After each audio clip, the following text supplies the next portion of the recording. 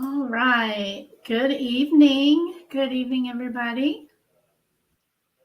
How's everybody doing? I'm going to give it a few minutes to, send out the alert and all that good stuff. Mm-hmm. Oh, hold on. I got to go mute myself. There we go. I keep my channel open as well in another window, Right, me too. So that way I can see like the see chat. mods. Hey, Lunar. Yeah, that's why I'm emailing out the link instead of just putting it in chat. Gotcha. Okay. So, what we were just talking about. Mm-hmm. Anyway, so let's I'm gonna see. post you on my community thing too as well. Share your Oh, page. thank you. Thank you.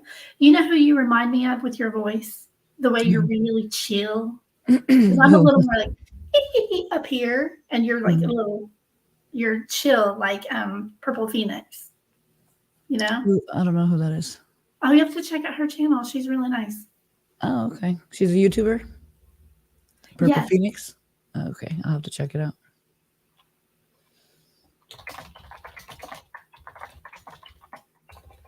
All right, I'm gonna share you here too.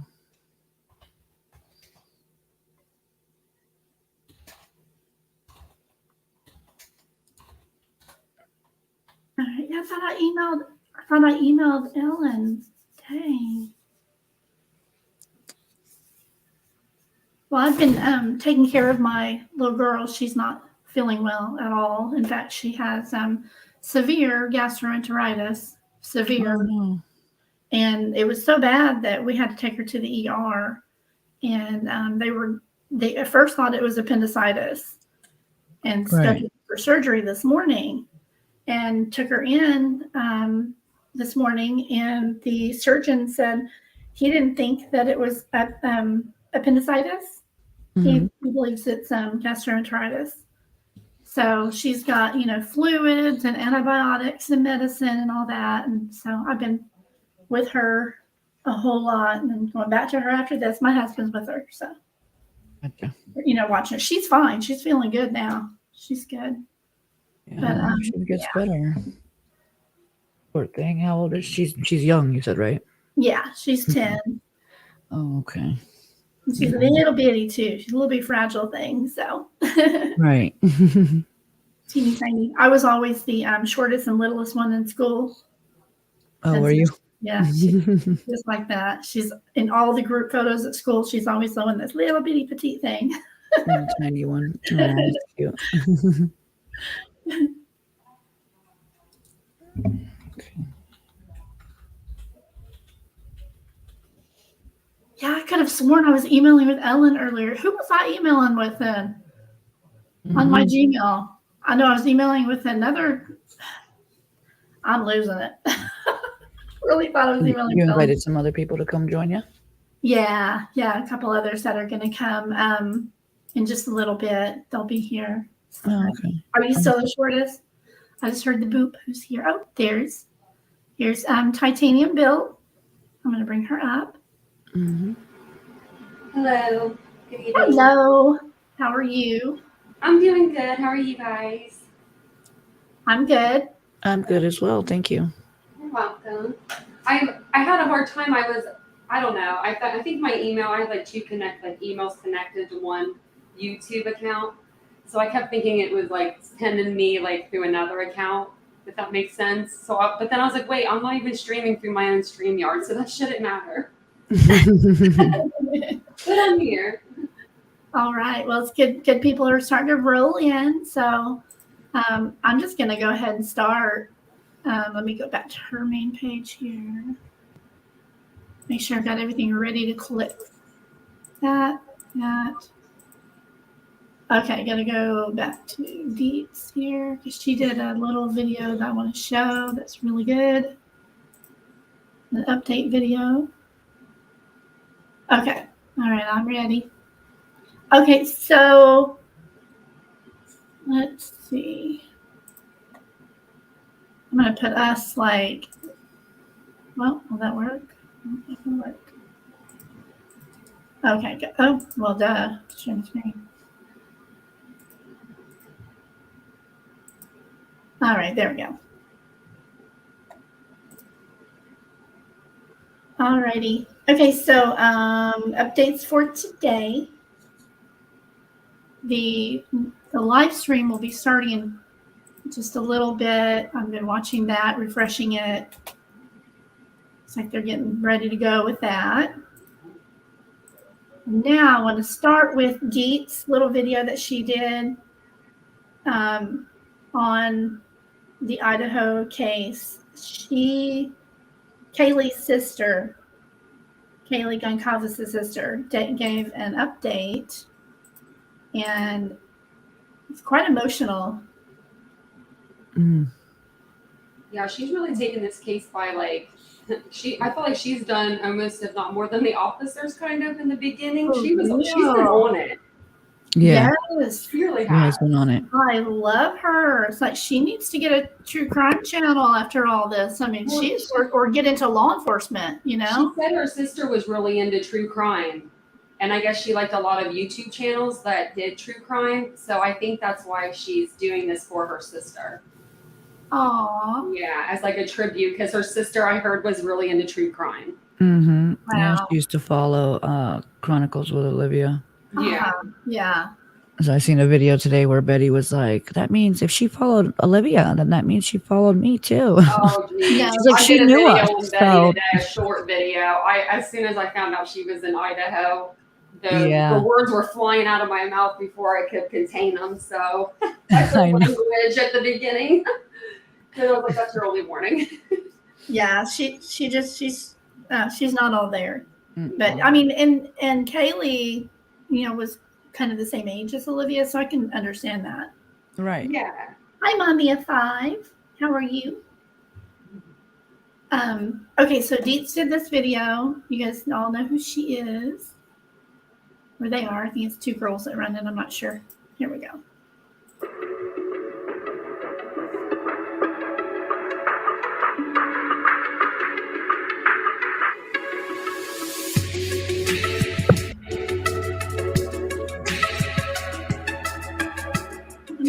Back with me tonight is Olivia Gonsalves, the sister of one of the victims, Kaylee Gonsalves. How you doing? How was Thanksgiving for the family? How you all holding up? Yeah, I think that we're all doing the absolute best that we can. It's hard as we creep into, week 3 now. But Kaylee would be really proud. We cooked Thanksgiving dinner. She was really excited for Thanksgiving this year. So we did it for her and for Maddie. Well, look, I'm glad you guys are leaning on each other. As we spoke the first time, you're going to have to do that because that's how you keep your sister alive in your own hearts. And of course, the cause of justice here. How are you feeling about what the police are telling you about progress, especially in light of the fact that they have kids back on campus? Yeah, I would say one piece of, progress that I was really happy to see is that they did officially update the timeline to reflect Kaylee and Maddie getting home at 1:56 a.m. I've been pushing that from the very beginning, and it was,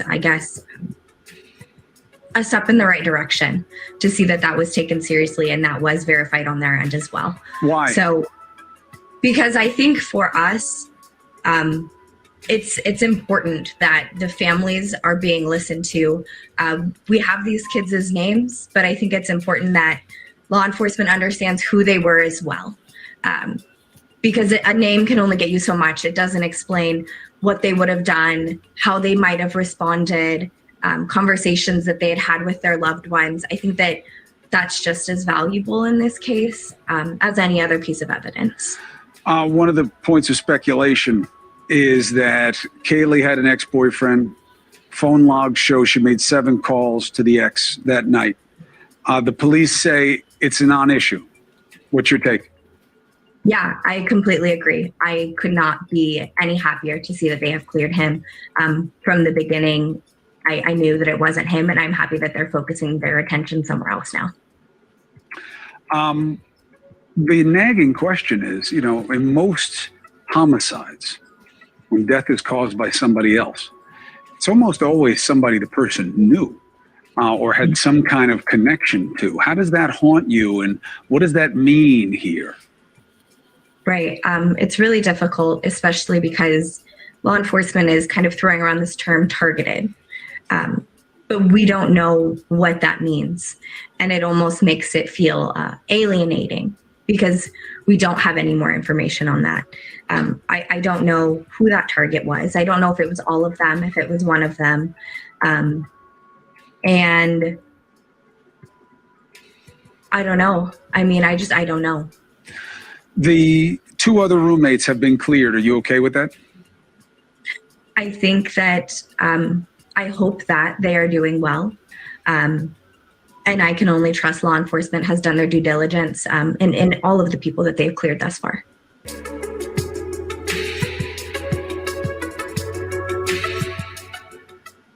Here's one thing you need to do before. All right, that was Deets.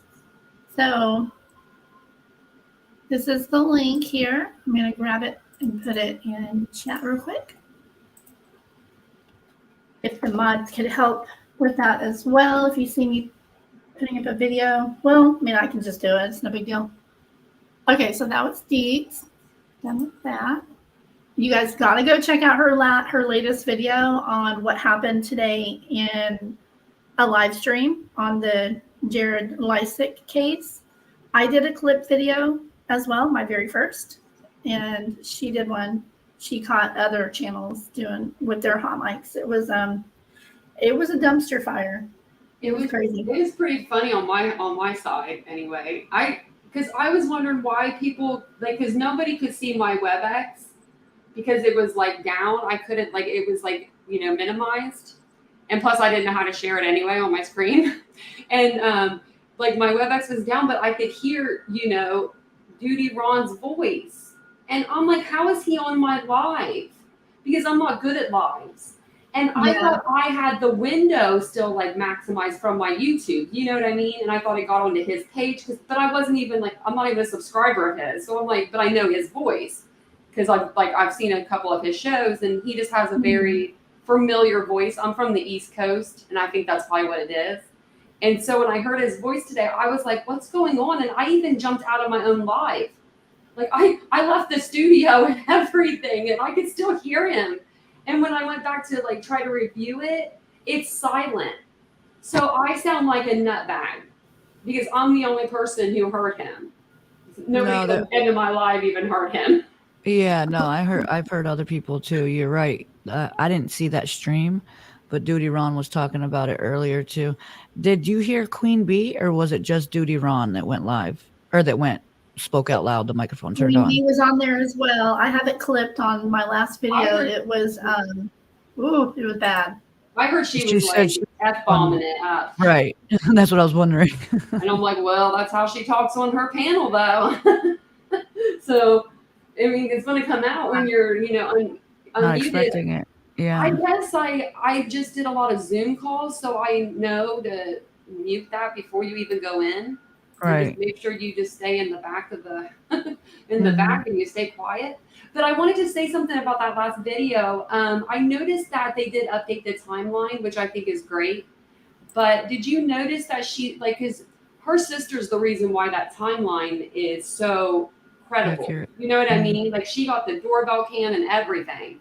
So on the website, though, if you look on their website, it says arrival time has been updated based on digital evidence collected by investigators. Mm-hmm. And I don't know. I feel like they should have just gave her a little shout out there. Or maybe just don't put anything there at all. So this is the, and by the way, before I say that, though, I thought that a few of Doug's reactions was quite funny. When he first heard it, his first reaction, I thought was funny. He said, "Is that the voice of God?" See, I didn't see that part. I would have been laughing. I would have been dying. That was funny. You can't say that wasn't funny. But the end result, I would have been screaming Doug's reaction. Yeah. I mean, he can be really funny, but that was the part where he deliberately plugged his channel live to the classroom courtroom. Oh my God. He did? That was cringe. Yeah. That was total cringe. But anyway, what do you mean? What did he do? he's unmuted deliberately and said his channel and come subscribe and stuff because he knew the courtroom could hear him. Doug did? Yeah. Oh, wow. Yeah. The other ones were total mistakes. The other hot mics where I could see total mistakes. Right. But anyway, okay, so this is the memorial page that the University of Idaho set up. Mhm. And this is the Vigil times here. And it looks like they've got different buildings and locations also going to be doing stuff today. They had up here, where is it? You can download a candle app for Android, blah, blah, blah. I thought that was really sweet. I actually have candles sitting here beside me. Yeah, I should light my candles. I will light my candles before we begin on that part. Then they have the GoFundMe's. Now, all of this is on my previous video that I did on the memorial, all these links. That's so sad that they like even have a joint GoFundMe page because that's how close they were.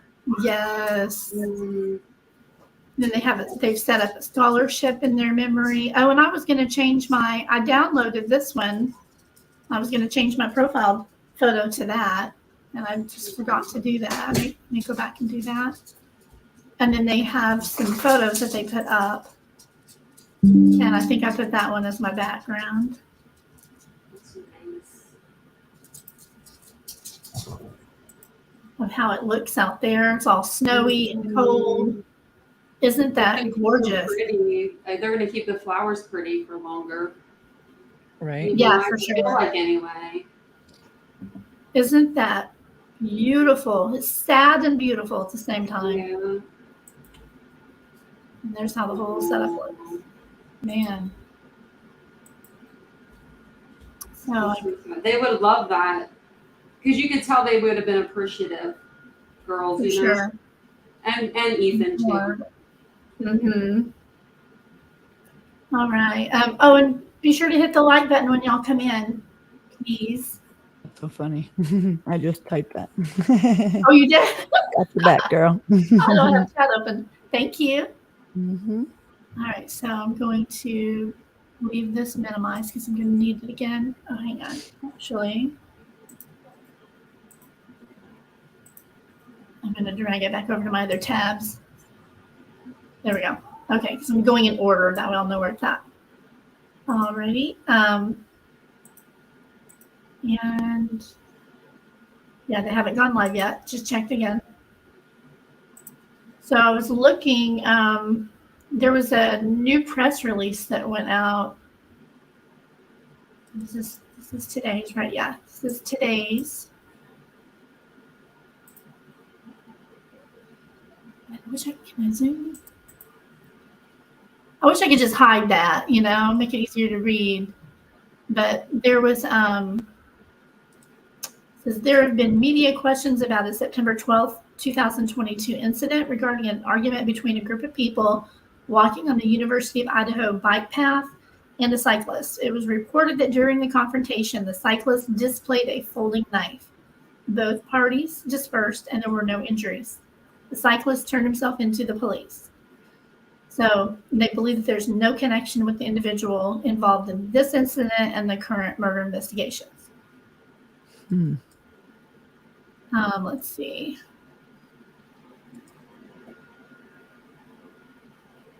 Move that one out. At this time, as of today, there's no change or new information on the case other than what's on the main page. I think I have this going on my banner. Let me check. Nope, I don't have it going. Yeah. There we go. Turn that on. See, that reminds me to do that. Okay. And then we have my mouse is not cooperating with me. Go back there. And then the homicide page that's set up just for this one, they're calling it King Road homicides. They're still looking for tips, still looking for videos, still waiting. Everybody probably already knows about this press conference that they've had a week ago. So it's been a week since their last actual press conference.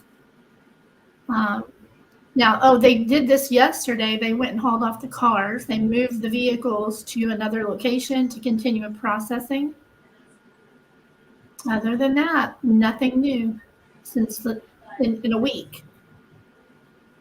A whole week, and there's been nothing new. So that is very concerning. That it's been a whole week, and the only thing that's new is they moved the cars. All right. There's nothing That's new. so sad. No updates. No other updates. They haven't even spoken to her dad since last Wednesday. He said the other day on Good Morning wow. America. Yes, Ellen, exactly. A lot of rumors, but not many fact-based. I don't want to go sleuthing too much on this particular case because, frankly, it's too messy. It's just there's too much, you know. Oh, hey, here's Allie. Alex is here. I didn't hear the boop. I'm sorry, girl. Welcome. So she's muted, so I'll wait. So Ellen, if you Hello. Hi. Hey, I'm sorry. I'm doing bath time and dinner time too. So I'm bathing Bentley while we're talking, but I wanted to definitely make sure to be here, even though I had to do that because I appreciated you inviting me and stuff like that. So, yeah. Oh, I don't talk a lot in chat, but I think I watch almost every one of your live streams and all your videos. Oh, thank you. Now, I want to make sure I give a shout out to everybody in chat. I'll go get your links and put them in chat as well. Titanium Built has a really great channel. Alex has a really great channel. Simply Updated is new and she's doing really good. She's got a great channel. I love all three of these, so I really appreciate them being here. Really appreciate you, ladies. Thank you. You're welcome. Hey, problem. were you talking about? I missed it today in court. Like Doug who? Doug. Doug from No Thanks Investigates. Oh. Oh, wait. Yeah. No, not that Doug. Yeah, that Doug. Oh, I thought you meant from AWP. Me too. No. Oh, I'm so sorry. No, Doug was live streaming. Oh, Wow. from No Investigates. He's the one that plugged his channel. Yeah. Oh, wow. Okay. That's why I was like, when you said Doug, I was like, damn, that doesn't sound like something Doug from AWP would do. I was like, now I get it. Okay. And then like Duty Ron or something was plugging his headphone in or something and unmuted his computer or something. So I don't know, he was just talking when they were on break. Not realizing it, just He saying was like, just hi. letting it go. I was going insane. I didn't know where the noise was coming from. It's so crazy because on WebEx, I haven't used WebEx, but I've seen it. I've watched videos with it, and I've seen when people have come on to the WebEx, you're automatically muted on WebEx when you come on. Yeah, I've never used it until today. And so when I went in, I mean, it was muted, and then it asked if you wanted to unmute, like you can unmute or show your your camera. I start your camera, and I was like, no, and I made sure it was all muted. And then I went in there, and then that's when it was kind of like everything started happening. It seemed like. Yeah, that was crazy. Sucks. Yeah, you can hear everything that happened. I clipped it off because I knew they were going to go back and, get rid of all that evidence because they were. I knew a lot of people were streaming them. Well, a lot of people were streaming other people going to court as well, and I didn't think that was right. I was like, okay, the people that are going to court today don't really need to. They didn't ask for their face to be on YouTube. You know what I mean? If people were going to just stream it anyway, I just felt like that was a little too far. Maybe just wait until Jared was kind of going on. Yeah, I know what you're talking about. And that's what I was kind of doing. I was streaming from another person's. I was like, shoot, I want to see this crap. So I was I couldn't get it up on my computer. My computer wouldn't let me even share it. All over the place. Yeah. Hi, Addie. Welcome. That was Queen Bee. That's just how she talks. And I'm sure she'd had no idea as well if she went unmuted. But yeah, it's pretty crazy. I wanted to address this right here. Mommy at 5 says there was a YouTuber there on site and he actually found a black glove. I have that. What does that mean? What's the On significance of the site black at glove? the murder. Chris Medina found a glove out there in the ground Oh, okay, gotcha. at the house. Mm. Yeah. Let me see. I know I saved it. I'll just go back to his channel. Hang on. I will say that gives me pause with law enforcement. Like why it was still there, you know? Yeah. Yeah, that was pretty crazy. But he did Just good with. Nope, no, I want to go to YouTube. There What we did go. he do? Turn it over to the police? Yeah, he alerted the police and they came out there and got it. Oh, good. It's been done. That was the interview room.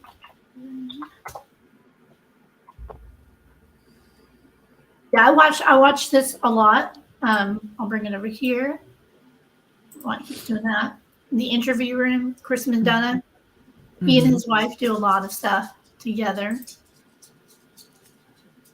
And it's on his community page, I think. Oh, he's got the press release as well. There's the glove that he found. Wonder Here's the how close was it? Uh-huh. How close was it to the house? You see the trash can right there? It says right in front of the house. Oh, okay. I see. It wasn't Public up by the street. house. It was out here it's buried in snow. No, I know. I'm just There's reading what a the footprint comment says right above by it. Isn't that scary? There's a footprint right by it. Yes. Ugh. But how soon was he there after the murders? Like, how soon was this found? Let's see. Because was it snowing there when It just this started incident snowing, happened? I think.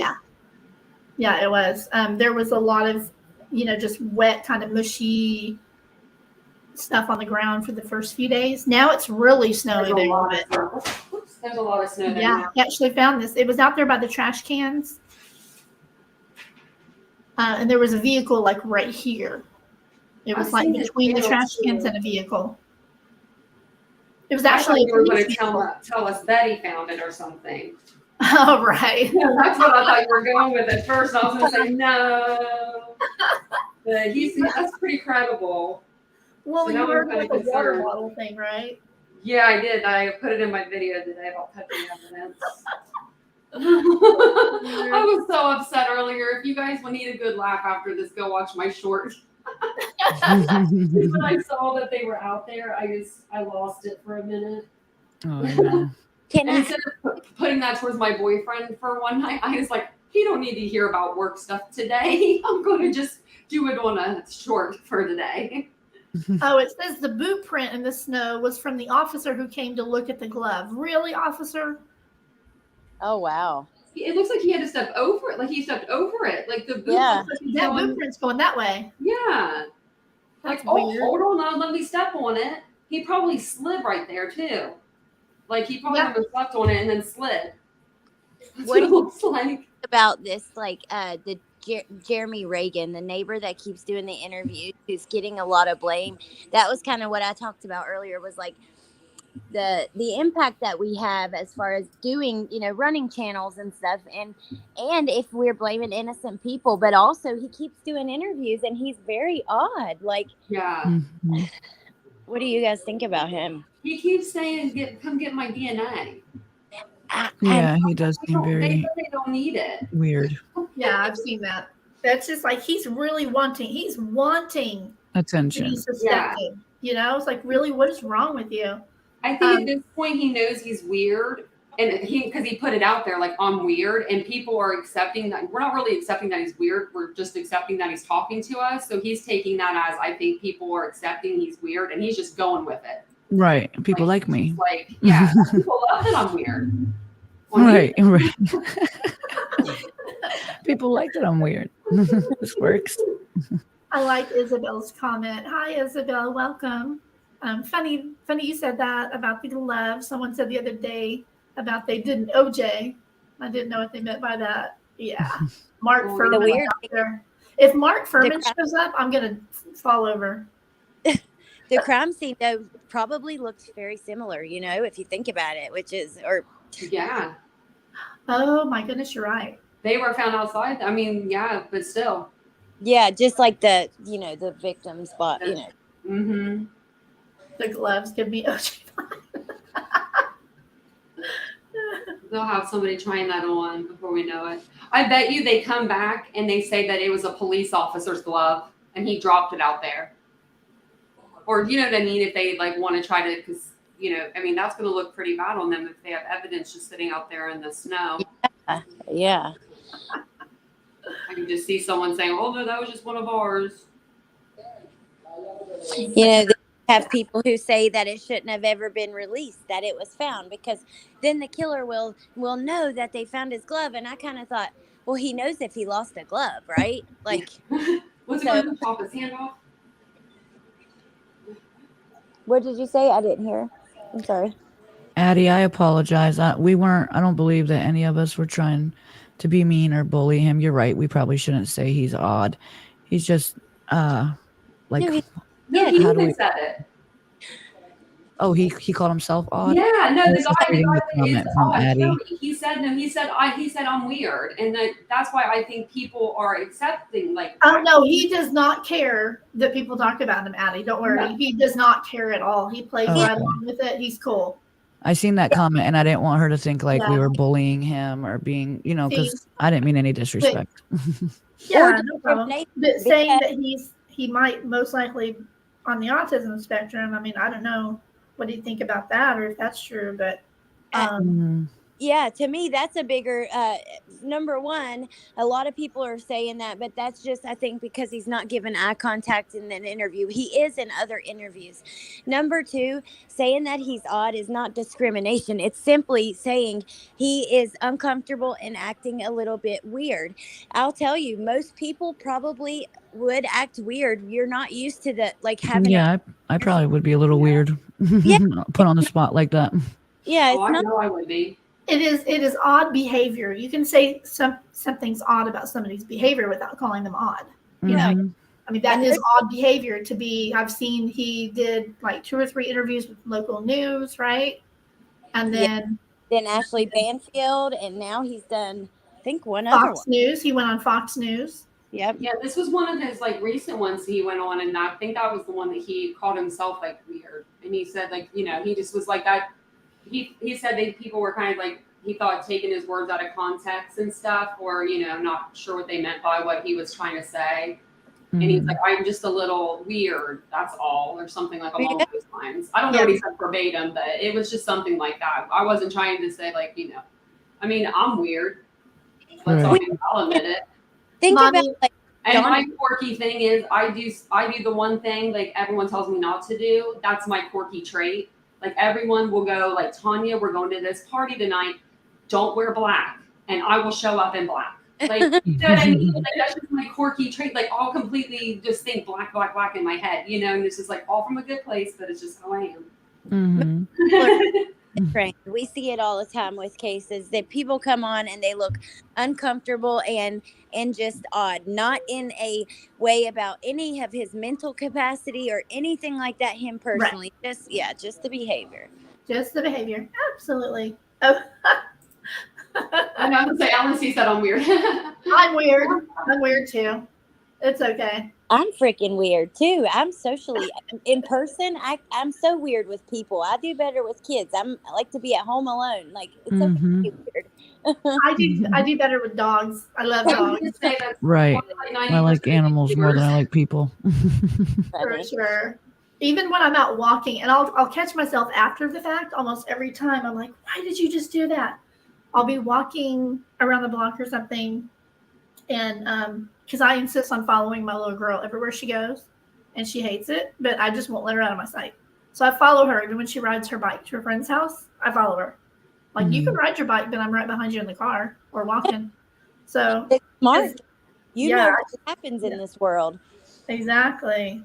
But what was I going with that?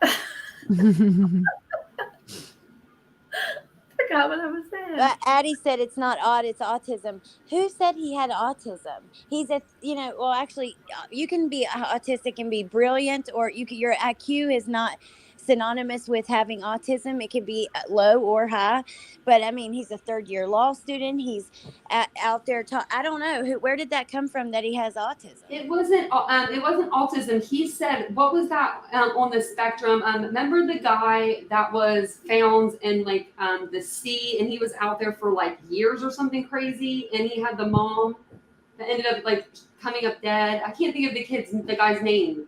It was a few years back. It's probably been 10 years back now, but they found him off of like some vessel, like, I don't know, in the sea somewhere. And he had the same thing, like not Asperger's. I'm trying to think. It's where you don't communicate with people well. You don't show feelings very well, emotions very well. I just can't think of what it's called.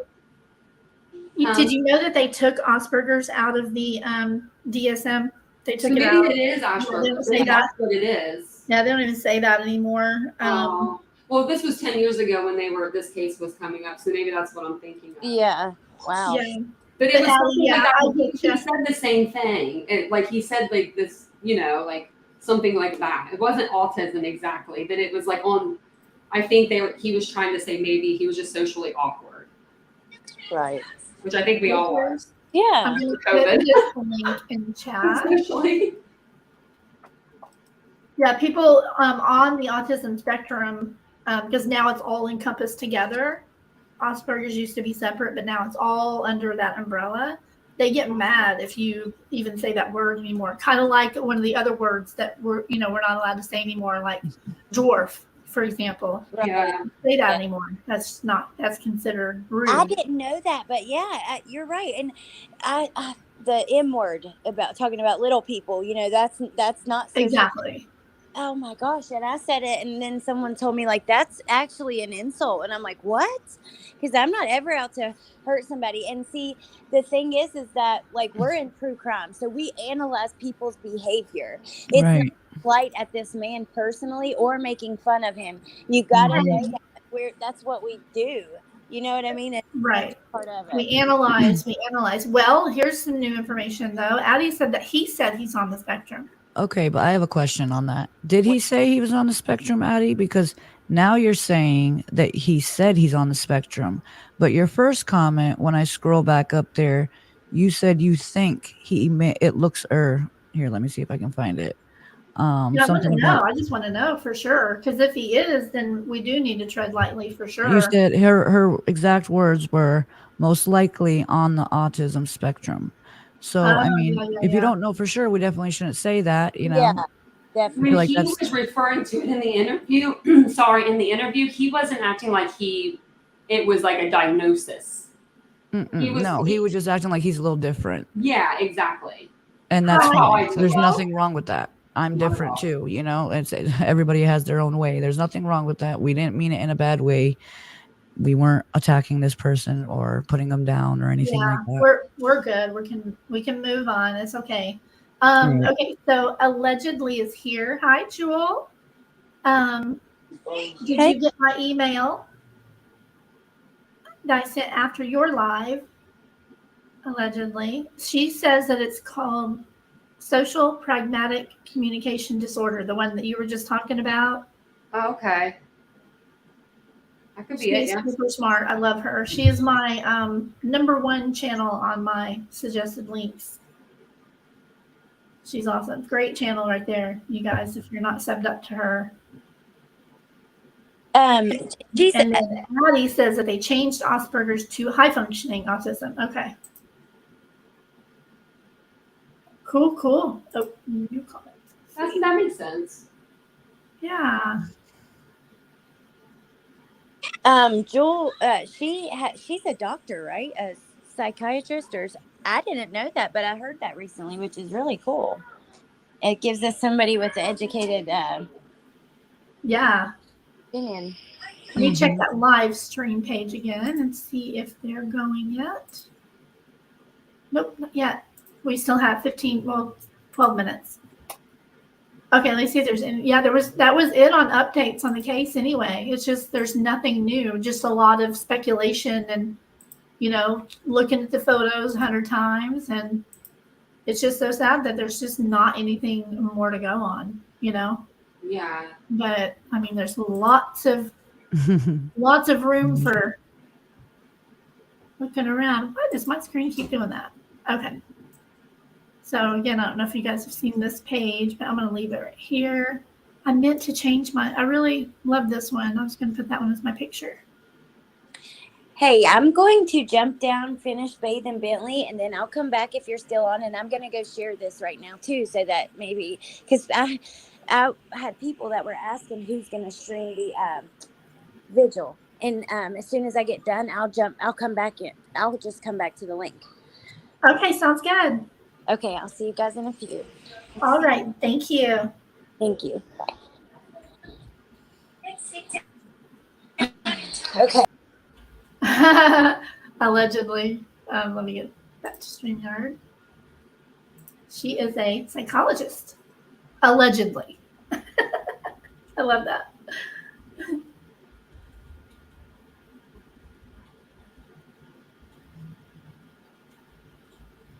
Okay.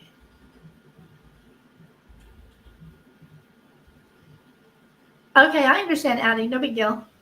No big deal. Okay, so we're just waiting now for about 10 minutes. Let's see if there's, I'm going to go do a quick search and see if I see anything else on the updates page.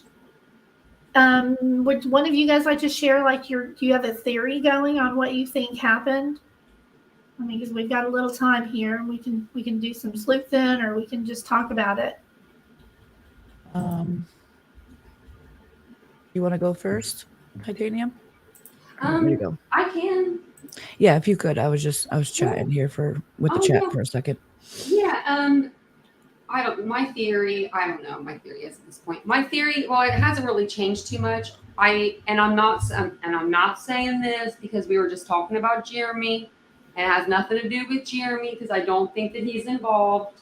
But I do think it's a neighbor or somebody that lives in the vicinity, very close to where they can see the house from where they live. And I think somebody that did this is a young guy. It's a young guy, like 27 to 30, like early 30s. That's what I think. That's older. Yeah. Yeah, like maybe like 27 to 32. I'm thinking maybe. I just in my head when I picture like things going on in a college town, and like I'm trying to think of people that could be around that wouldn't stand out as much, and I'm thinking maybe this neighbor had a girlfriend or maybe a fiance, and during the summer maybe they gained the code to that house by just simply being in the area where a party was going on. And they saw the party, and maybe they were walking their animal, or they were just walking around the house, and they had college students were like, hey, you want to come party?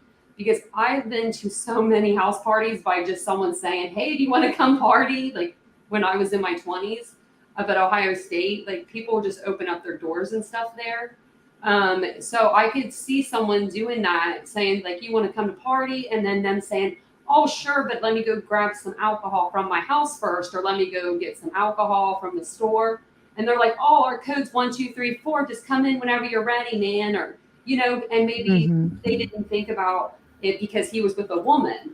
So it wasn't like a female, I think something could have maybe broke the ice there to where he could have got that code and then just saved it and held on to it until he felt like the time was right. Yeah, I think, honestly, I think pretty much the same thing that you said. I think, because I remember one of the sisters saying that the code wasn't like a big secret. There was a lot of people that knew the code just because they did throw parties and stuff over the summer and stuff like that. But I believe somebody either knew the code, or if not, maybe went through, me and Deb were talking before, maybe went through that back sliding door. And if I had to pick, or if I had to give a guess of who I thought did it as of right now, I would say the same thing. Probably a younger male, somebody that maybe followed them online, or I seen somebody else said this in the chat, maybe was rejected by one of the girls. I don't know. Maybe an old friend. Like, I haven't been too much up on updates lately, but wasn't there something about, I think somebody made a post the other day, and I didn't really watch the whole thing, but I noticed in the post it said like what happened at Signa or something. Like, did something happen that night at the frat party? See, I haven't heard of anything happening there, and I thought it wasn't like I thought it was more of like a formal instead of a party, where like Oh, you okay. get dressed up. But this is only what I've heard, and I can't even tell you where I heard it. But I heard that it was more of like a formal party where you know how like some fraternities you get dressed up in like ball gowns almost or like pretty Right. gowns, and you go there and you just get your pictures taken and do fraternity things. I don't know. I've never been in a sorority or fraternity to have to do that stuff. But I think that's what it was. But I don't know. It's weird that we haven't heard a lot about the party, the fraternity Right. party. Mm-hmm. But yeah, Yeah, I it could be think it because was they wanna probably keep the kids somebody in off. the area. Yeah. Welcome, Steph. I don't think it was like, I'm not saying I think it was that neighbor. I'm just saying I think it was somebody that lived in the surrounding area. You know what I mean? I don't really know who. I don't have a exact person that I think it is, but I think it maybe, like I said, somebody that maybe was one of the girls rejected, or maybe they followed them online, or a recent argument that happened recently. You know what I mean? I don't know. I don't know if I think it's one person or more than one. Sometimes I listen to different little updates and I'm like, yeah, I think it may have just been one intruder. But then, then I was thinking, like, how does 4 people Yeah. get It has to murdered be and no someone one hears it? physically. They have to be physically strong. And I guess the bedroom that Xana and Ethan were staying in, there was somebody below them, but there was nobody above them. So like where that part of the house is kind of like hollow. So Mhm. maybe that's why maybe nobody heard them. Yes. I don't know why And downstairs they wouldn't hear. I watched something on I know you know him, Deb. You put me onto him actually. White Boy Locked On Radio, I believe it is. Yeah, he had invited me up there You know who one I'm night. referring to? The phone Yeah. call. He got the same phone call from Betty. Yeah. Yeah, well, no, I watched his channel the other day about an update about this, and he was like, I just want to give a quick answer. Everybody keeps asking, like, how did 4 people get murdered and no one hear it? And that's been one of my questions as well. And so he was like, I got to bring you back to when I was in prison. I'm not glorifying it, but that's where it took place.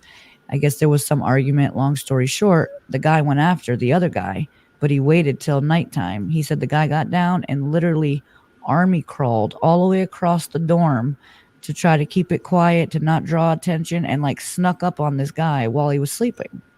And he said that when you get woken up like that, your first instinct isn't to scream, like you're almost in shock. That's That it exactly takes a minute to click, and then you just want to defend yourself, and depending how fast this murder took place with each victim, it could just be a couple minutes and bam, it's over and done with.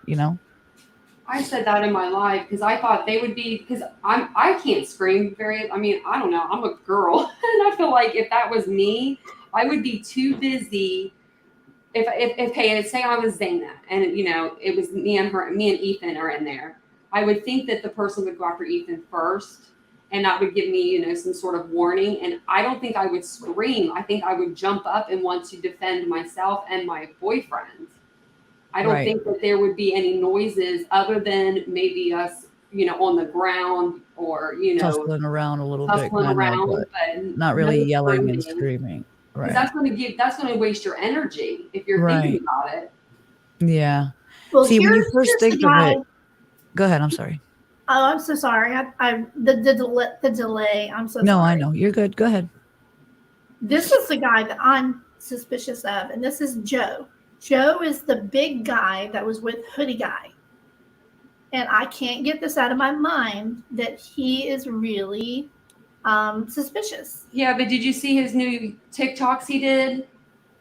He has 4 No, new TikToks out. I just did a video on it today. He explains all the reason why he said ew and everything, because I was about him too for a minute.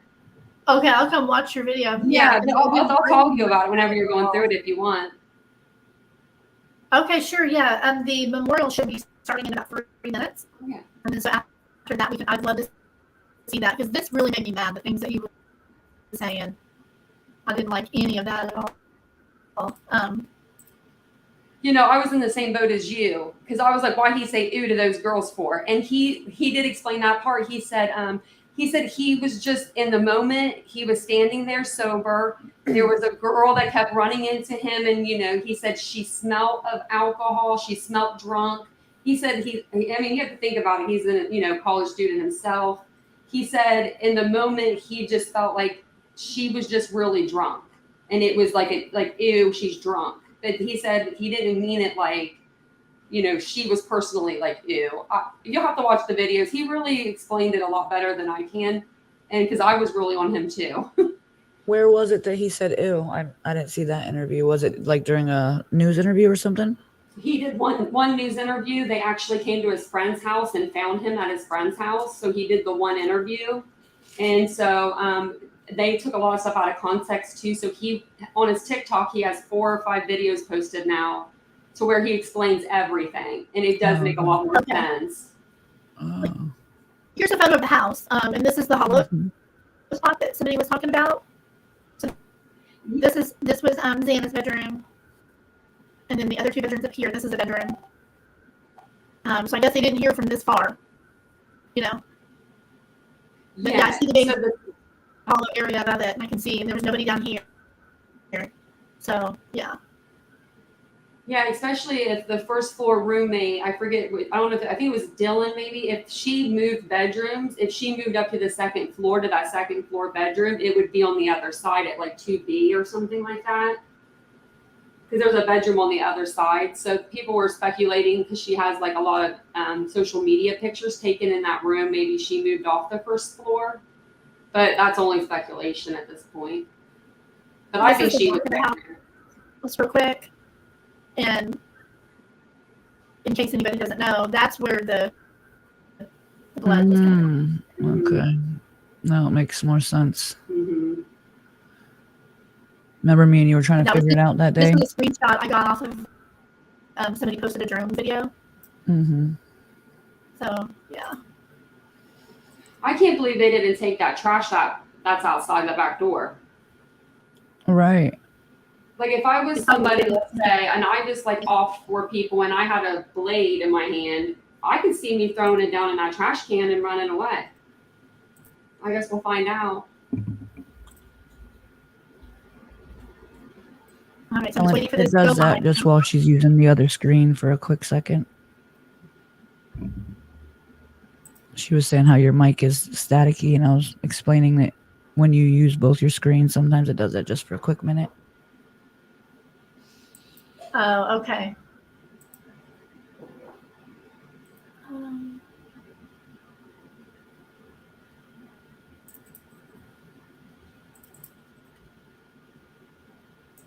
I have to change my photo back because that one didn't work. There we go. Is my audio okay right now? Mm-hmm. Okay. So let me look through chat real quick before we start it. Yeah, it vibrates like that especially when I pull up files. Not as much when I'm sharing a web page or something, but when I go into my files and start sharing stuff, I don't know why it does that. It's been doing that to everybody. So, okay, so Joe's off the list. The one that I find creepy is the one TikToker that was following them. Let me see if that was the alert. Hang on, I just heard an alert. Nope, not yet. Just waiting. And I hope you guys can't hear my husband's movie that he's playing in there real loud. I told him I'm going to be live for a while. So he's in there with our little girl playing. Watch a movie. Okay. The one with the, it's so messy. It's hard to even theorize on this case because there's so many Jacks, so many Jakes, there's a Jeremy, there's a Josh, I think. There's a Joe. And Joe. Okay, no more J names, I guess. No one's allowed to name their kid J in the state of Idaho. Exactly. For the next 20 years. Because that is a lot of J's. I don't think that they've had that one released. I haven't been able to find it. Nobody else has either, Mommy. Yeah, no, they don't have that. Yeah, I don't think they released that. Ellen just asked a question. I'm curious of that too, if anybody knows. She said, is it true that the girls were on fans only? Oh, on OnlyFans. OnlyFans. No, Have no dude. idea. I think that's just a nasty rumor. That's honestly. a nasty rumor. Oh, I really okay. think that. I really genuinely think that these girls didn't do that kind of stuff. I don't feel like they needed to. They made decent money at the restaurant, and a lot of people say, you know, that they had that 3-story house. Their monthly rent was $435 per person. Hardly, you know, OnlyFans money for that. You don't need that's. And then the car she had was like less than 20,000. My first car was the same amount, and I paid it off her age at a Pizza Hut serving tables. So, and she was at a Greek restaurant, so I'm sure she's making more money than me. So I don't think that like a lot of people were saying because she drove, like, you know, the one girl just got a new car. Well, she just got a new job and a new sign-on bonus as well. So I think people don't take into account everything. Mhm. Exactly. Hey, allegedly, if you want to come up anytime, let me know. I am with Jane's Blonde 007. I love your name. Welcome. Hi, nice to meet you. I haven't seen you in here before. I am also with, that's Jack S. That's Jack Showalter. And that's also the truck hoodie guy. That's Jack S. Is that the one that I thought goes they said hunting? that they cleared him, but I'm not. I don't know.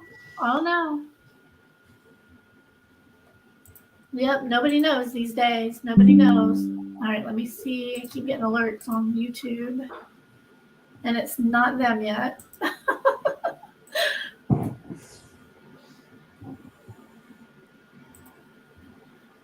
Go back. Do you remember that guy that we were pulling up?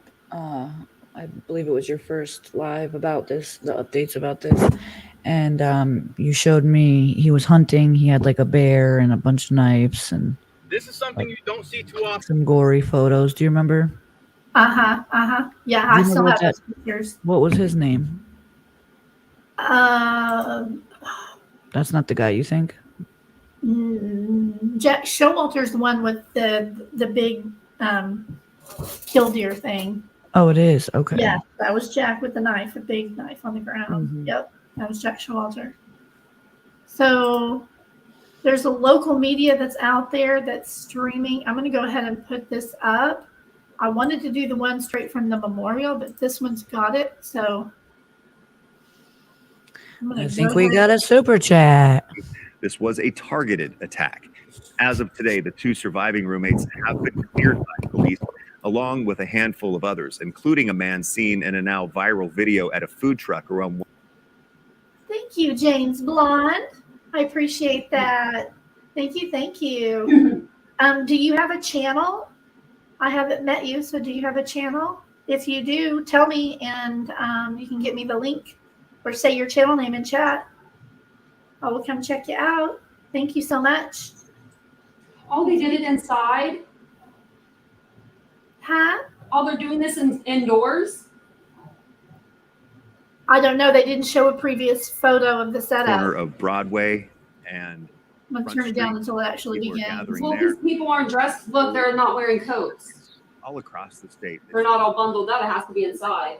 Last night as the West I'm Ada wondering School if it's in the District, Boise stadium. School District, That's nice. Castle That's really nice. I was hoping it would be kind of inside for them. decided to turn their stadium. Yeah, it lights looks like everybody's 3 going in these big to 6 doors. p.m. Wow. and in It's going to solidarity be inside the of the stadium. 4 Look victims at all those people. far too soon. And that's not even on the inside. People kind of moving their way up towards the front And I'm watching of on the stadium university right now, page. Tibby Dome. So it Here. appears that this vigil Looks is like about they've to got get their started. symbol up now, People so are they're getting about to into begin. place. Our crew is there. We've got a couple photographers, Troy Colson and Kevin Esslinger, as well. This as one will be our from the Morgan inside Romero once and it Brian starts. Holmes. They're covering this for us today. So from I'm watching Moscow. this They will one. have full coverage of the vigil and other surrounding interviews that they have done throughout the day today, coming up tonight on the news at 10. Also, we've heard that Boise State President Dr. Marlene Trump is also at the University of Idaho this evening, Where's my showing volume? her support and solidarity for the university, Yes. its community, its students, its staff, the community of Moscow, and the big universities and colleges here all coming together. There was a vigil at Boise State a couple weeks ago. Students and Dr. Trump was there at that one, as well as everyone, feels the loss and the pain of all of this and showing solidarity. I even received an email yesterday from a gentleman who suggested that everyone in the state turn on their porch lights in solidarity. And we've heard that being asked from other Time organizations to light my as well. candles. I flipped mine on before Get my I left the house lighter. today. I have 4 of them, so. Maybe walk over and flip the switch while you're waiting for this vigil Light to your begin. candles, everybody. Everybody has a candle they can light somewhere. And if not, he said, flip a switch, turn a light on your porch Like light. people are still filing it. yeah, in the Tippy Dome. That's as nice that they're doing that, telling people to turn their porch lights on in the area. Activities to begin here at the vigil.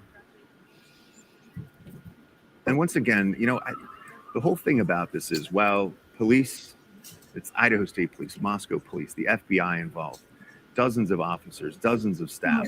The governor has dedicated up to $1 million to help cover the cost of the investigation to bring this to a resolution. Police have told us that they are making significant progress in the investigation. But the main thing to keep in mind here is those 4 victims. If we could put their pictures on the screen again, because that's what this is all Let about. me know if you can still hear me when I mute my There stream. they are. Ethan Chapin, 20 years old, If you can Mount Vernon, still hear Washington. the Kaylee the memorial. Gonzalez, 21, from Rathdrum, Idaho. Xana Kernodle, 20 years old, from Post Falls, Idaho. Madison Mogan, 21, from No Coeur d'Alene, interruption in the Idaho. audio, right? 4 students in school getting ready to start the next All right, 'cause phase I wanna of be able their to mute lives. myself if That it was needs to be taken while from it's them. So on. far, we just don't know why or who did it. Me too, Isabel. But it's really incredible to see how the entire state of Idaho is really coming together on this evening, and has been throughout the last couple of weeks, to support these families, the students, the staff, and everyone who is affected by this so deeply. While we wait for this to happen, we're going to come back here to the studio because we were talking about this snowstorm that has impacted travel, and some people who wanted to go to this vigil haven't been able to make it there because of that. Idaho's chief meteorologist, Rick Lance, is standing by right now to talk about what's been going on. And Rick, in North Idaho, it's been hitting there a little earlier, it seems. And in part.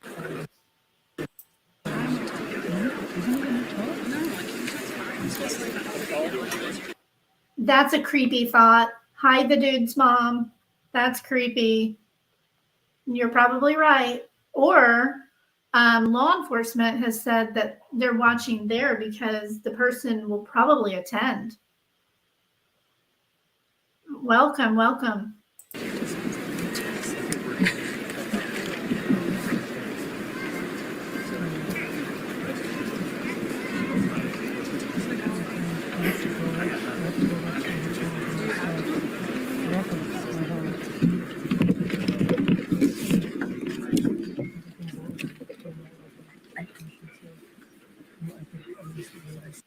It was set to start right at this time, so they should be beginning any minute.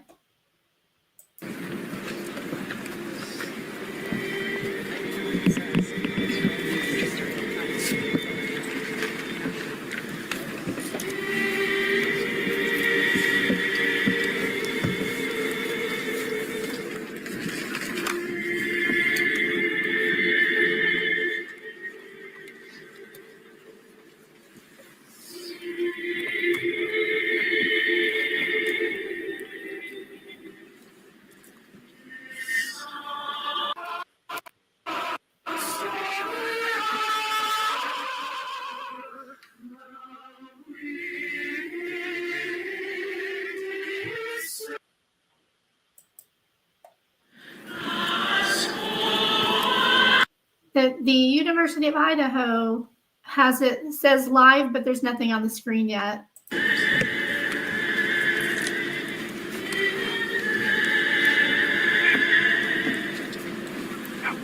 audio. This is a little fuzzy. I had to put on a dampener.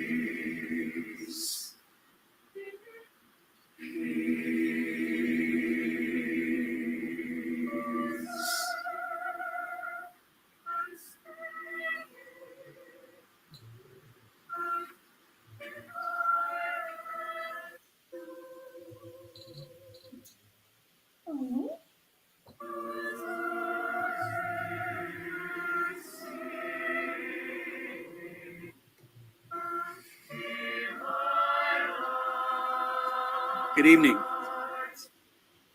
My name is Blaine Eccles, and I'm proud to be the Dean of Students here at the University of Idaho.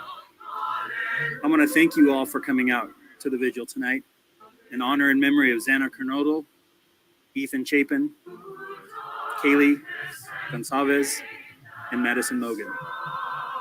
We're all gathered here not only to remember and honor them, but also send our love and support to their families, many of whom are here with us tonight. You all came here in the dark of night, and I'm reminded by your presence that a family comes together to help shine light on the path ahead for others when it is dark. It is snowy and cold outside, but a family comes together to bring warmth when it is needed most. It is a sad and unsettled time right now, but a family will come together to find reassurance and comfort in one another.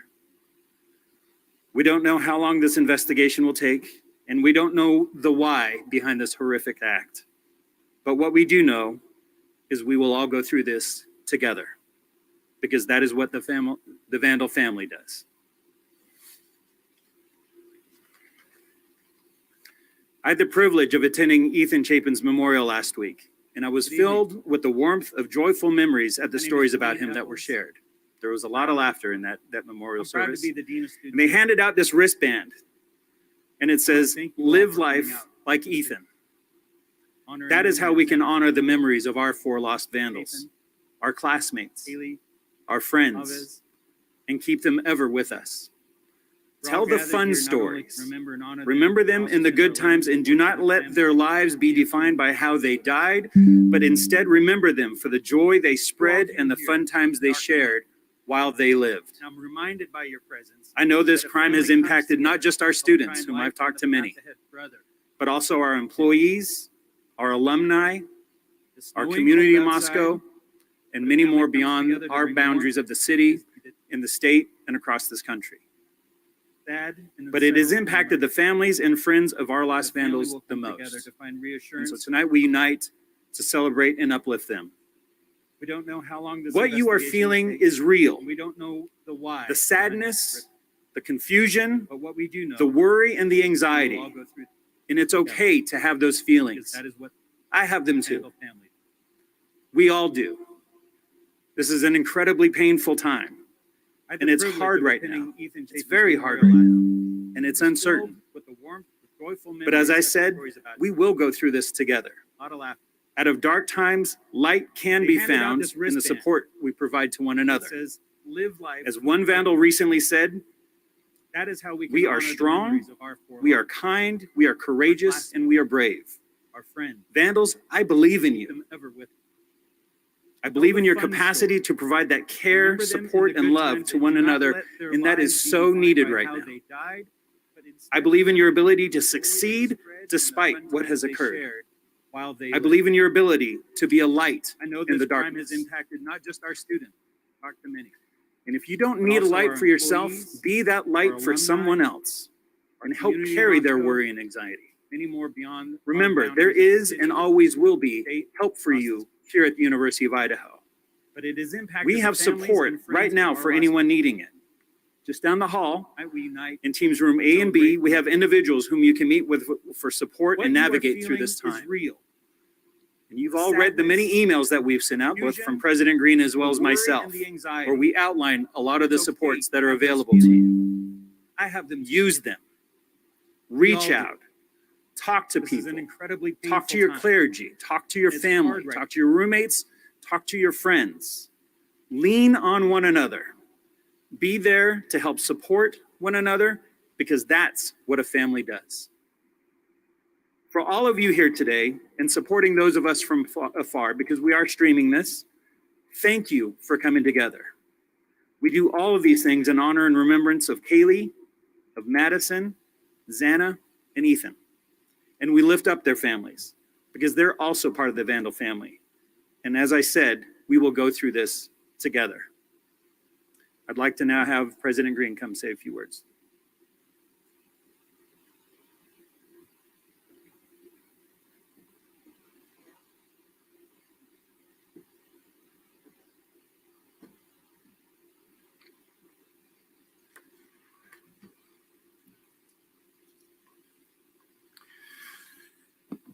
Good evening, and thank you for coming out tonight to honor and remember Ethan, Xana, Maddie, and Kaylee.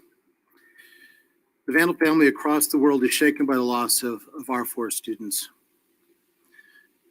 Their losses weigh especially heavily on many in our University of Idaho community and on the family and friends in their hometowns. Tonight, we're joined by people from around the state and across the country for this vigil. Students, employees, community members, they hold candles on our campuses in Boise, Coeur d'Alene, and Idaho Falls. We've also heard that at this moment, people are gathered statewide from Potlatch to Ketchum, McCall to Pocatello, and many other locations in between. We appreciate everyone who is standing in solidarity with us this evening. We're touched by the outpouring of love and support and prayers we've received over the past 2.5 weeks. And I want each of you to know that you're not alone, that there is hope despite the loss that we've suffered. I also share my gratitude for Governor Brad Little, who is with us here tonight. And upon receiving news of the crime, he made significant resources of the state available to help our university through this difficult time. Ethan, Xana, Maddie, and Kaylee came to the University of Idaho and found their place. They made many friends and shared many smiles with those they encountered. They were brimming with promise and poised to make their mark on the world outside of Moscow. They were all members of Greek chapters, and as an alumnus of Vandal Greek community, I take solace in knowing those networks of support are available for many of our grieving students.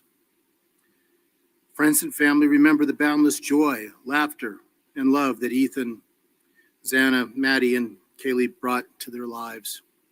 They cared deeply for those around them. They pursued their goals wholeheartedly.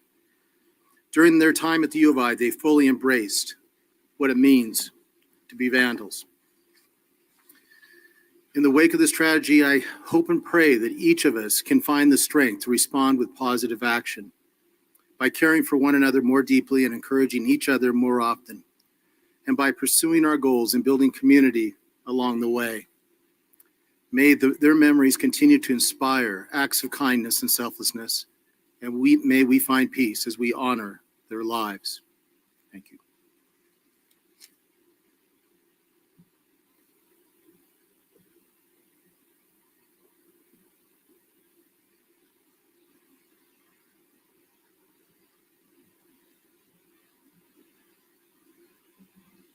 One of the hardest parts of my job as a dean of students is interacting with the families of students who have been lost. But I'm very pleased to know that several of them were able to come and join us tonight, and we're going to hear from several of them. So please, I'd like to have Stacy Chapin, Ethan's mother, join us on the stage.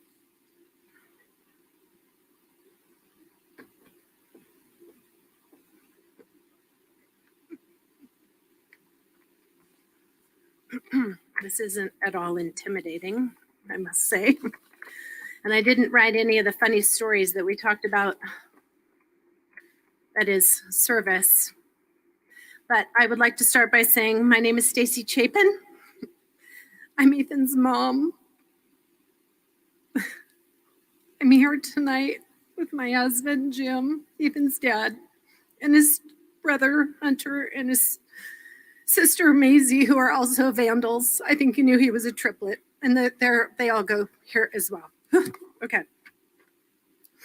We want to start by extending our deepest condolences to all the families impacted by this tragedy. It's hard that we are without these 4 beautiful kids with us tonight. We're here tonight because the University of Idaho is a special place for our family personally.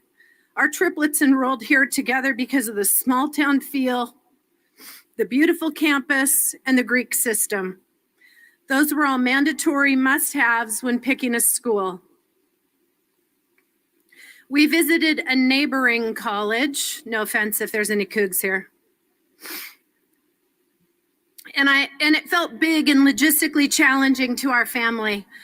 However, when we arrived on this campus, parked, got out, we all agreed, yes, this school is perfect for us. It feels right. The people here were kind and welcoming when we showed up for orientation, and we knew as a family that we'd made the right choice. The circumstances that bring us here tonight, they're terrible. The hardest part, we cannot change the outcome. And as a family, as a Chapin family, it's important that we share Ethan's legacy and talk about the impact that he made in his young 20 years or his short 20 years. So this is where we choose to focus our energy because we are now Ethan's voice. What I want you to know is that our family is no different than probably all of your families. We sat at the dinner table when time permitted. We played games together. We traveled. We hauled our kids to every sporting event imaginable. We had cribbage tournaments, pickleball competitions, and basketball shooting contests.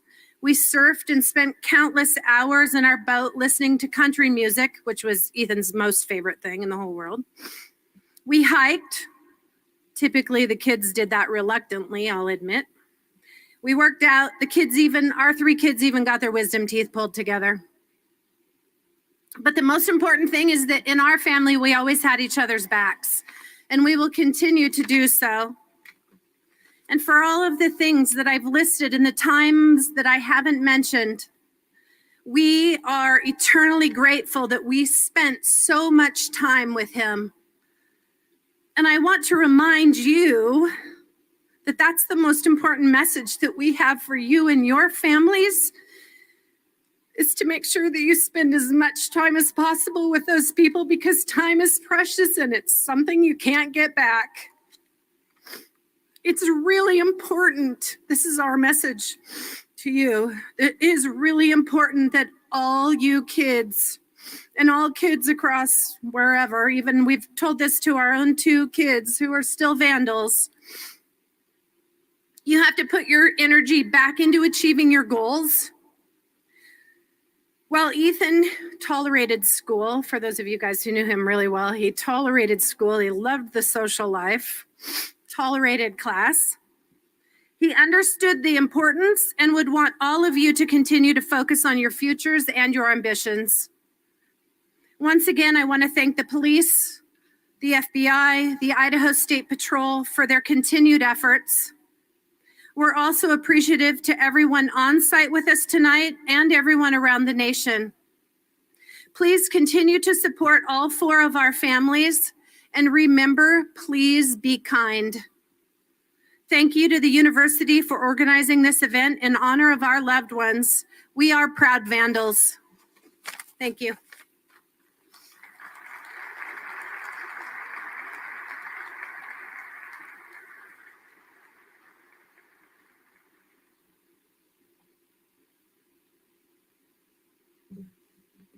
I'd now like to invite Kaylee Gonçalvez's father, Steve Gonçalves, to the stage.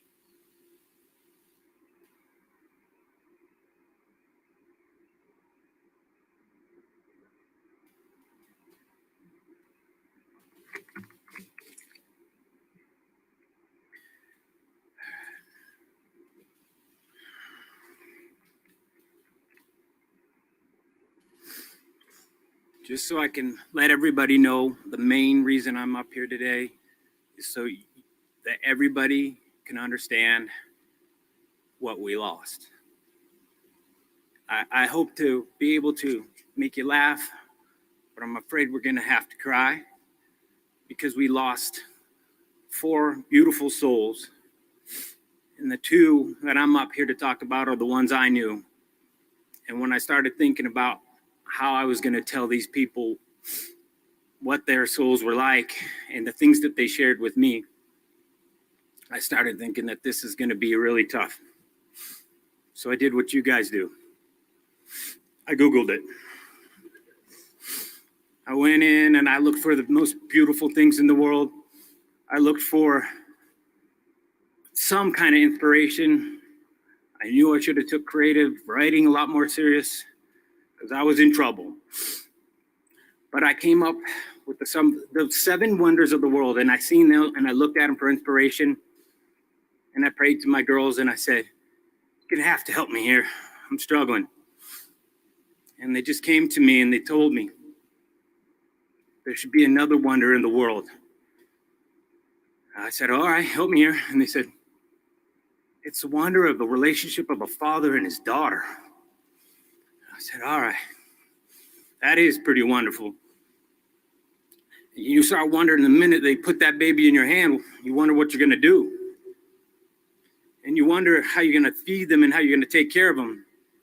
And then you wonder why your wife's yelling at you because you're feeding your baby a hamburger. You know, it's like, and then you wonder, how am I going to understand and make this the best opportunity for both of us? And you start seeing the world through the girl's eyes.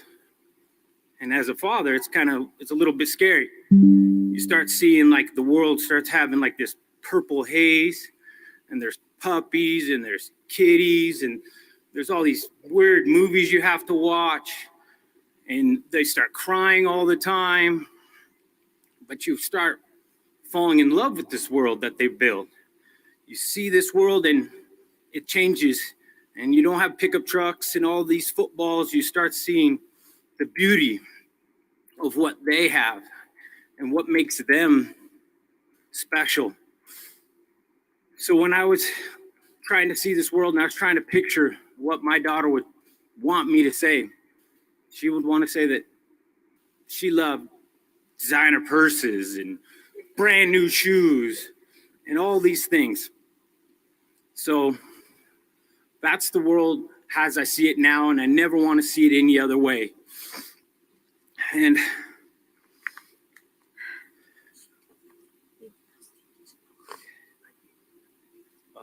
yeah, one of the things is my girls, they gave me a sense like, don't go up there and embarrass us. And I was like, really? All right. And they're like, you just can't be a Chad dad. And I'm like, a Chad dad? But I do think I probably do need to talk to a manager in here for these lighting conditions because it's not working.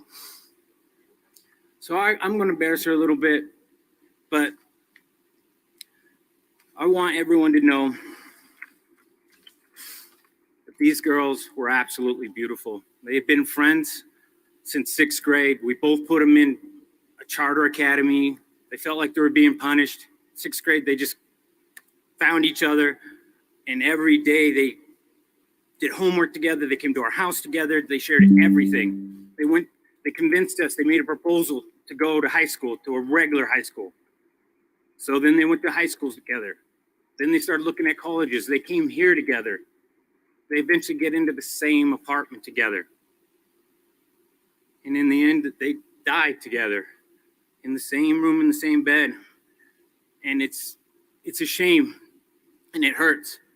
But the beauty of the two always being together is something that it comforts us. It lets us know that they were with their best friends in the whole world.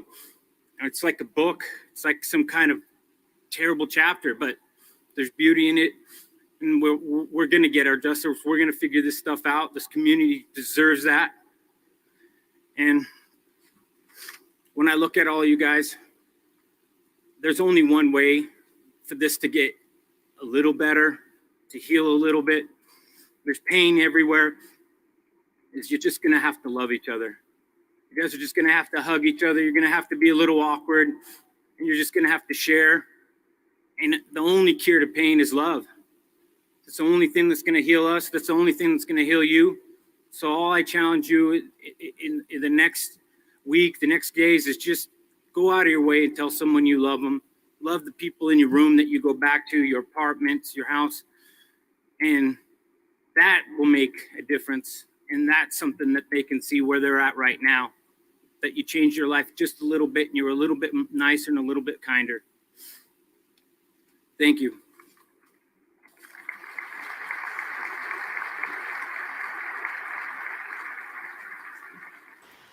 Oh, that was beautiful.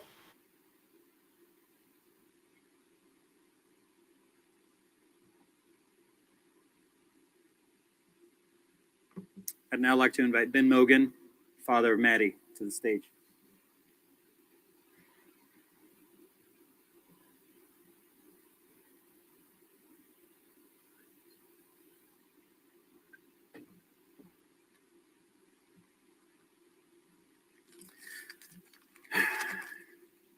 And when they told us we were all going to be talking, I was like, man, I hope they don't have me talk after him. He's really good at talking. But Maddie May, she was the first grandkid of any of her grandparents. She was Karen and my only child that we ever had, and so she got, everything she ever did was such a big deal, and she was just such a happy, such a great kid, such a perfect little baby, and so just smart and funny and beautiful. She was just nice to everybody, and when I would meet people, ever since she was first born, when I meet people, they say, tell me about yourself, or you're just trying to get to know someone. The first thing I'd say is, well, I have this daughter, and she's here's a picture of her. She's on the dean's list at college, and she works hard, and she has all these great friends in the sorority, and she's, I just would tell them all about Maddie. I wouldn't even, they walk away from it like, I don't know anything about him. We know all about his little girl though. And yeah, we love going to go see live music.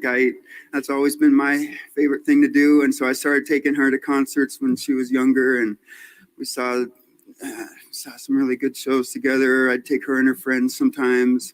She was all upset Mac Miller was going to come and she couldn't get tickets and it was all sold out and I didn't know what I was going to do. And I entered all these radio station contests and like the night before it happened, I won 4 tickets and got to bring her and her friends and they were meet and greet tickets. We got to go and meet them after the show. And that was the happiest memory I could think of that we shared together was that. And, but she kept on going to shows. They'd go to Watershed, her and her friends, and she traveled to Canada to go to a music festival. She loved going to music like I did, and she always worked hard. She started getting jobs when she was just like barely even a teenager. Her mom had to fire her whole housekeeping staff of the hotel that she managed. And so Maddie and her friends stepped up and the next day they were all in there cleaning rooms, which is a hard job. I've did that for like 2 days. I was like, nope.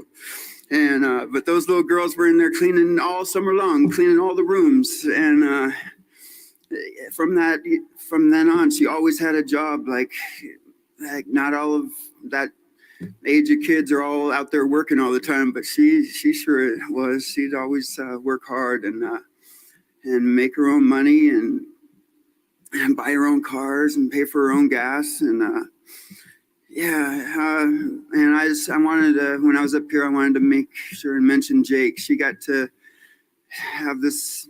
It was really her only real big relationship she had in her life was with Jake, who is such a great guy, and I'm so glad that she got to just have at least a little taste of what it's like to be in love with someone. And he's just a really great guy, and they treated each other the way you're supposed to. And I was really proud to just call him my daughter's boyfriend, and maybe someday maybe they would have gotten married, you know. It seemed like it at least, but I just want to thank, like they said, thank all the people working on trying to figure this out, and it really means a lot. All the love and support that everyone out there is showing through this has just been amazing. I've heard from people I haven't thought about or heard from in 30 years, and just you see how good people can be when something terrible happens. They really make you feel loved and supported when it's important. But anyway, thanks for being here, and that's all.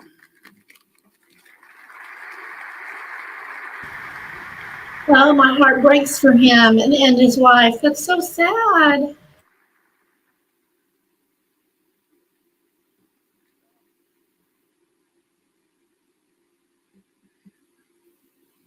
Xana Kernodle's family was not able to join us tonight.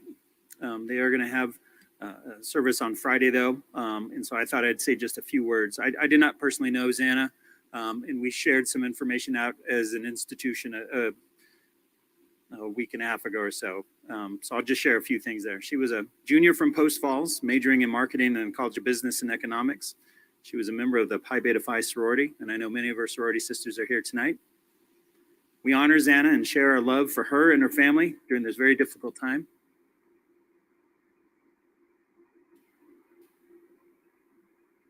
What I'd now like to do is have Carla Newman Smiley, Lutheran minister here in Moscow, to join me on the stage. We're going to have a moment of silence for each of our vandals. And this is where I would ask that you turn on your electronic candles if you have them. If you're not able to do that, you can turn on your light.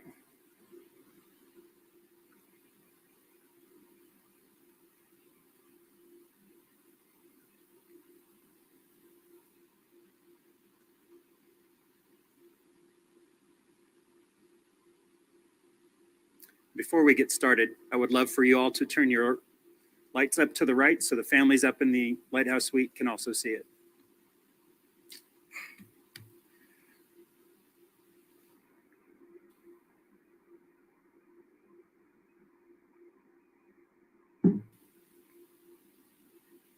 Xana Kernodle.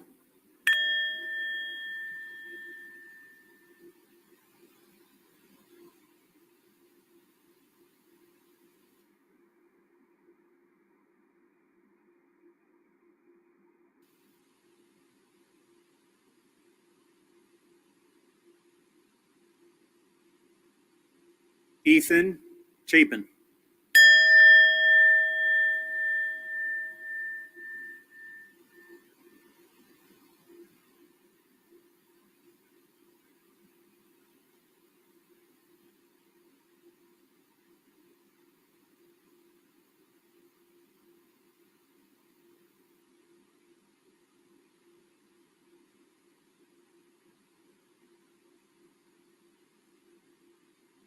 Kaylee Gonzalez.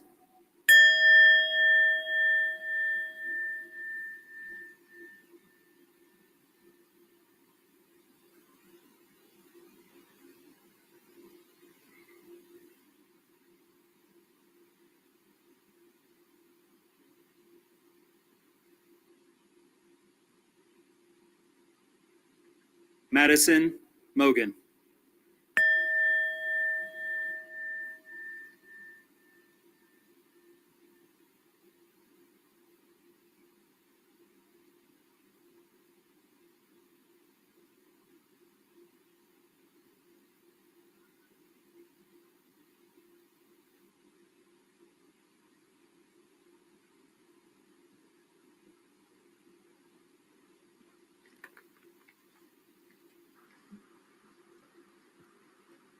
We come from many places and many faith traditions, or none, but we gather as a community. And so I pray that my words of prayer tonight might translate to wherever your spirit finds home. And so we pray. O God, we cry out in lament and grief for the lives cut short. And we ask for comfort and consolation for the families and friends of Ethan, Kaylee, Xana, and Madison. We pray for the Vandal community as we navigate the end of a semester in the midst of our grief and uncertainty. And we pray for the whole Moscow community and beyond. Help to calm our fears and teach us to show compassion to one another. We pray for counselors and other support personnel. Provide them with care as they care for the community. We pray for law enforcement and all involved in the investigation. Give them strength, wisdom, and endurance. And when needed, a holy forgetting of what they have witnessed. We pray for answers, for justice and accountability. We pray for clarity in the midst of our uncertainty. Guard our hearts and minds from speculation and rumor, that someday we may have some answers. Until then, we entrust our uncertainty to you, loving God. And even in the midst of our grief, pain, and uncertainty, we offer thanksgiving. We lift up prayers of gratitude for area law enforcement and others who have come to the community to offer assistance. We give gratitude for the ways we have supported, loved, and continue to support one another. We give thanks for the extended Vandal community. And we give thanks for other university communities who have set down all rivalry to show solidarity with us. As we go from this place, help us heal, give us rest, and give us continued compassion for one another. And we ask that the memory of Ethan, Kaylee, Xana, and Madison, and the joy that they brought to their friends, their family, and this community, be a light that dispels the shadow of these days. And so we lift up these prayers and all those we hold in our hearts. In your holy name, amen.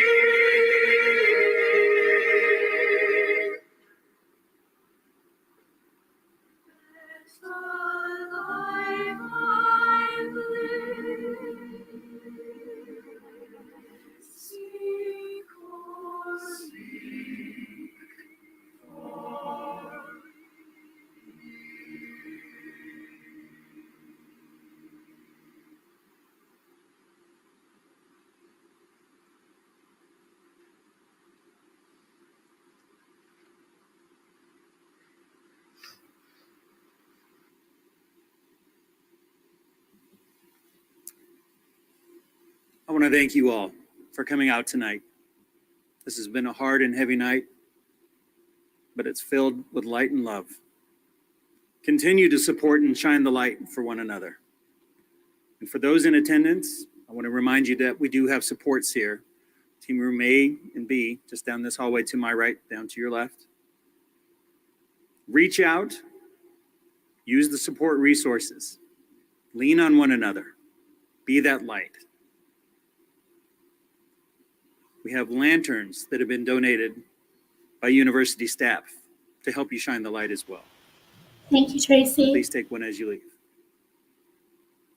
We've also created a space in the iSub tonight that for any that wish to head there next, we've got some beverages, some cocoa, some tea, some coffee as you travel back to your places where you can gather as community and share stories of love and laughter.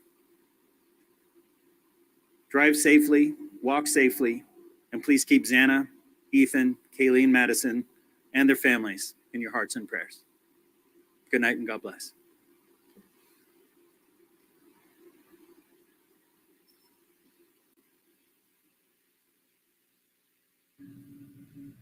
And that wraps up our live coverage of the University of Idaho Vigil, honoring the 4 victims of the murder now 2.5 weeks ago. The overriding message, of course, that these 4 young people were bright lights with bright futures, and they were wonderful people who lost their lives too soon. Also, that the Vandal family is a strong, tight-knit family that will get through this together. And perhaps tonight, we are all Vandals. Turn on your porch lights. We'll have complete coverage tonight on the news at 10.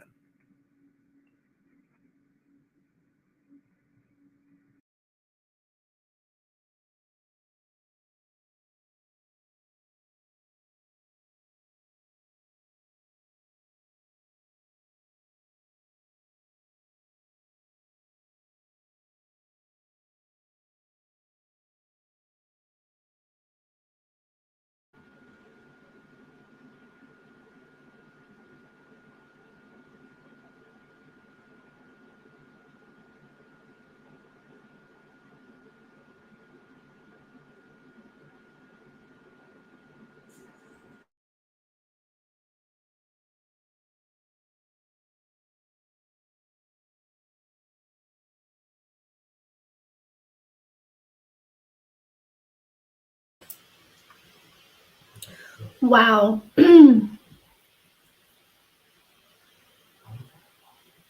That was very, very wow. That was beautiful. I don't do well at funerals and things at all. At all. I completely lose it. Yes, same.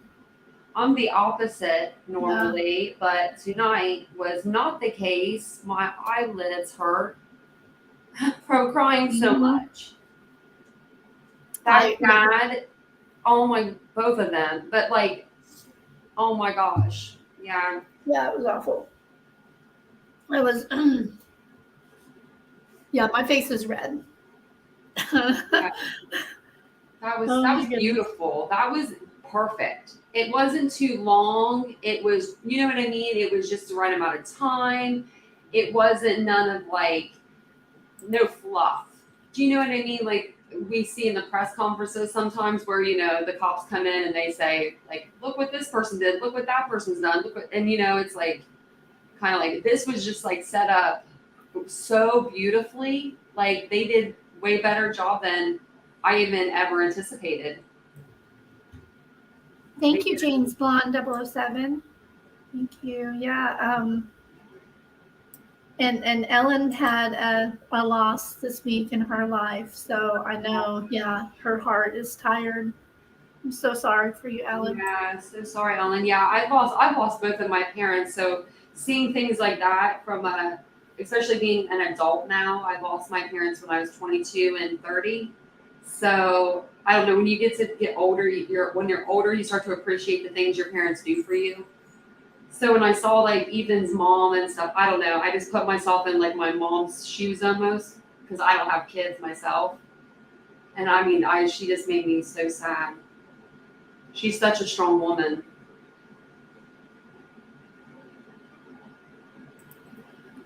I would not be that well put together. Right. Yes, everybody send your condolences to Ellen.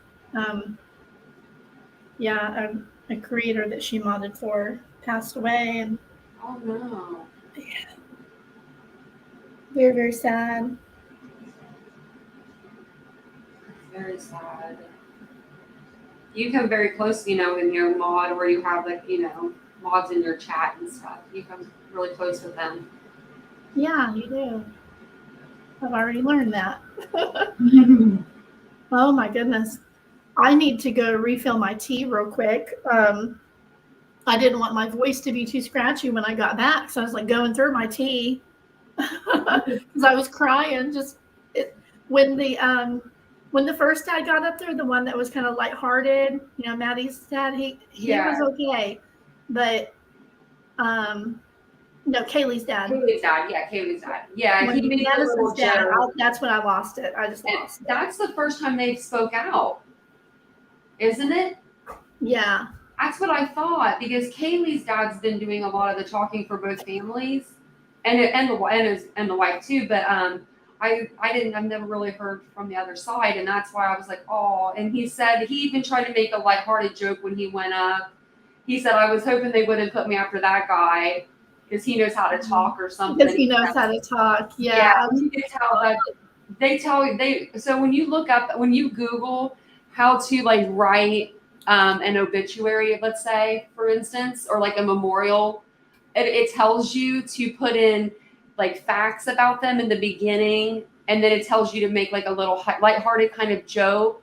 And then it tells you to like move in and, tell more facts and things of the person. So I think that they really did Google, because like there was, moments where I was laughing with him, moments when I was crying with him. And I was like, that's just what it reminded me of having to write obituaries for my parents. And so I was just like, oh, like they did a really good job.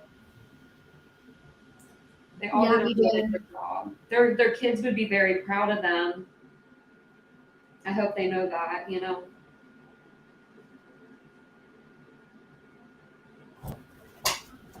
My little girl heard me. Even though she's not well, this is how sweet this little girl is. Even though she's not well, she's listening at the door. Even though she's not feeling well, she's coming for a hug. So you should give her a big old hug. She went and got me a refill of my tea. Oh, thank you, baby. You're never going to college unless it's online. Yes. No. You're not going. You're not going anywhere for college. She says hi. Oh, I don't allow her to be on in any way, but that's cute. I don't have kids, but I have dogs, and they always try to get on. You can usually hear them in the background when they decide they want to make an entrance. She was cute. She was quiet. My dachshund could sense that I was upset, and he insisted on getting up in my lap. Yeah, he was whining at my feet. Mine would be opposite because they know I don't ever get upset. So they're probably like, I have the door closed, but they're probably in the other room going, "Oh my gosh, what's going on with her?" Because I usually keep it together, but I get sentimental. I'm very sentimental when it comes to stuff like that, and that really got me. That was sweet. Oh, how is she? How's your little girl, Simply? And mine has gastroenteritis, and oh no, yeah, she's on the mend. On the mend. But yeah, that was something else. They did a good job on that. That was when the lights went down and the phones went up. And then was that like so they did like a chime after every name? Was that like the final bell or something? Because it almost sounded like a bell. Hey, Isabel. And to me, that reminded me of like, when you're in class and like the bell rings, like they were doing like a final thing for them. I don't know if that's what it was, but I just was like, when I heard it, every time it chimed, I was like, oh my gosh. Yeah, that was very moving. I'm sure there's a tradition behind that, and I just can't think of. Yeah. Yeah, I didn't know if it was like something they did in the universities or, Good night, Isabel. Thank you for coming. I appreciate you. Oh yeah, she's from over in Scotland, I believe. Yeah, Scotland. Yes. So she's sleepy. I have a niece named Isabel. I love that name. We call her Izzy. Oh, that's a cute name. I'm just like trying to get my face to cool off, Yeah. I know my boyfriend had to run up to, he ran up to like a city beside us. It's like a couple hours away in Columbus. So it's like a couple hours from where I'm from. And he'll be home here soon. He's going to be like, what happened tonight on your live? My face shouldn't be too red when he gets home, but that would be kind of funny. He'd be like, what happened?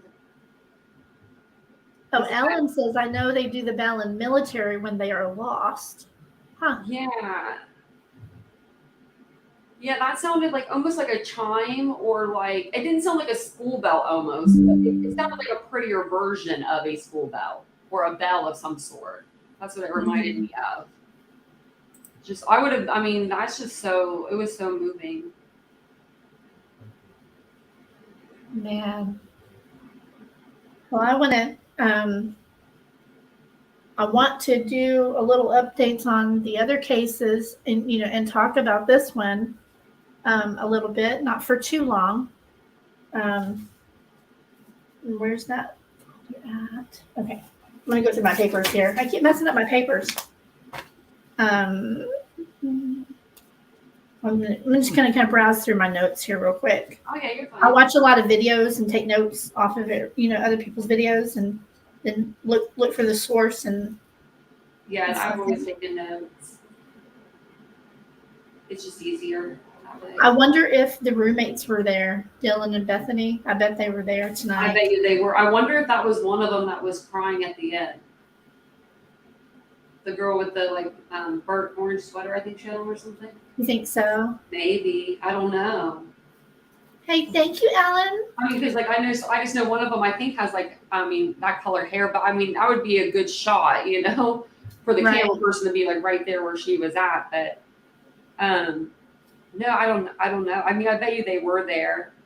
Unless they're still at home. I mean, unless they're still at home and they're doing online classes because they don't have anywhere to really stay. Mm-hmm. If they're not from the area, and I don't think they are, because some of the students are allowed to do online classes for the rest of the year or whatever it may be. I know that they're allowing the students to do that. So if I was those two girls, I would want to be there for the memorial, but I would probably be at home because that's where, you can sleep and stuff. And you want to be with your family too during these kind of things. So, because they wouldn't have a house to stay at unless they got them somewhere to stay pretty fast. Right. Love you, Ellen. Thank you so much for being here and helping out. So let's see. I don't know if you guys heard this, but I will put this link in the description. This might go for a minute here and be out of order, but on the DELPHI case, there was somebody that did a video, and I was like, wow, that makes total sense. There's a creek right next to the bridge that branches off, and it's called Bridge Creek, and it leads straight between that and Richard Allen's home. Goes right behind his house. So he could have, used a little boat or just walked along the shore or whatever to get down there. It was a straight shot. I was like, wow, that makes a lot of sense. How you could get down there and get back home quicker without being seen, Yeah, that affidavit that came out, that it cleared up so much stuff. Mm-hmm. I've been waiting so many years, it seems like, for that to come out. I've read it more times than I'd like to admit.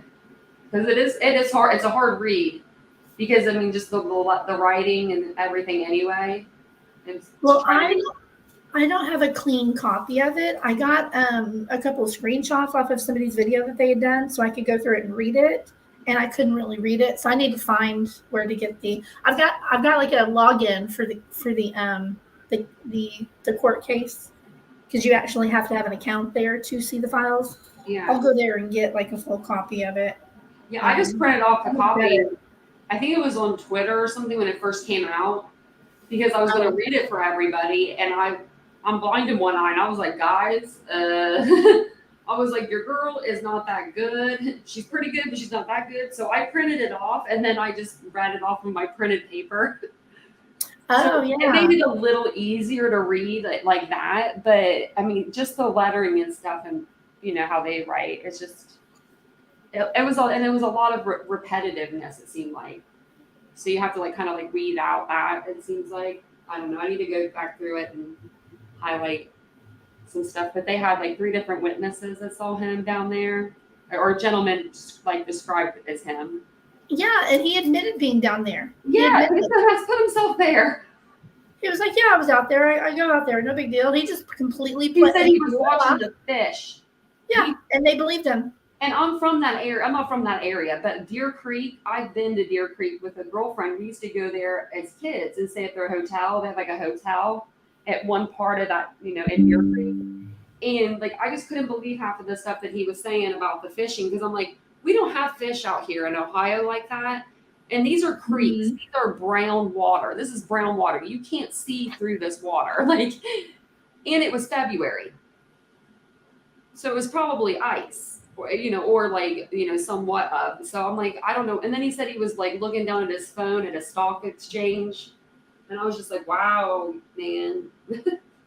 I'm surprised they didn't catch up with him a little quicker. But it was all in due time.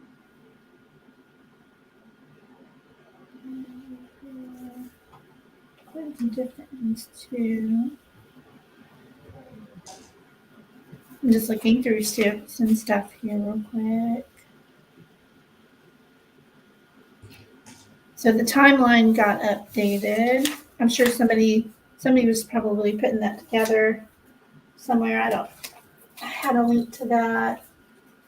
It's so weird that they haven't released any information as to where Xana and Ethan were for so long.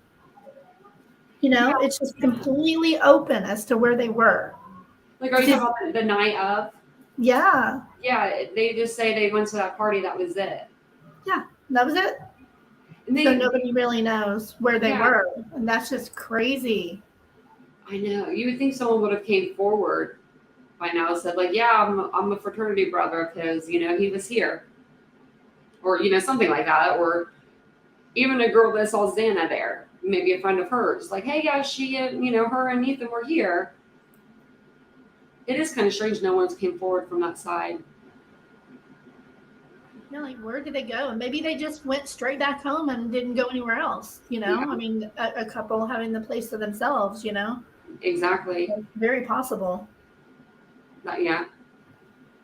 They probably don't get the place themselves out, you know, very often. And imagine, like, living, there's 6 people there all together at night. So, I mean, that's a lot of noise. Yeah. And, you know, people if you have a friend over, you know, if there's 5 girls that live there and they all have one friend over, you already have 10 people in your house. I couldn't do it.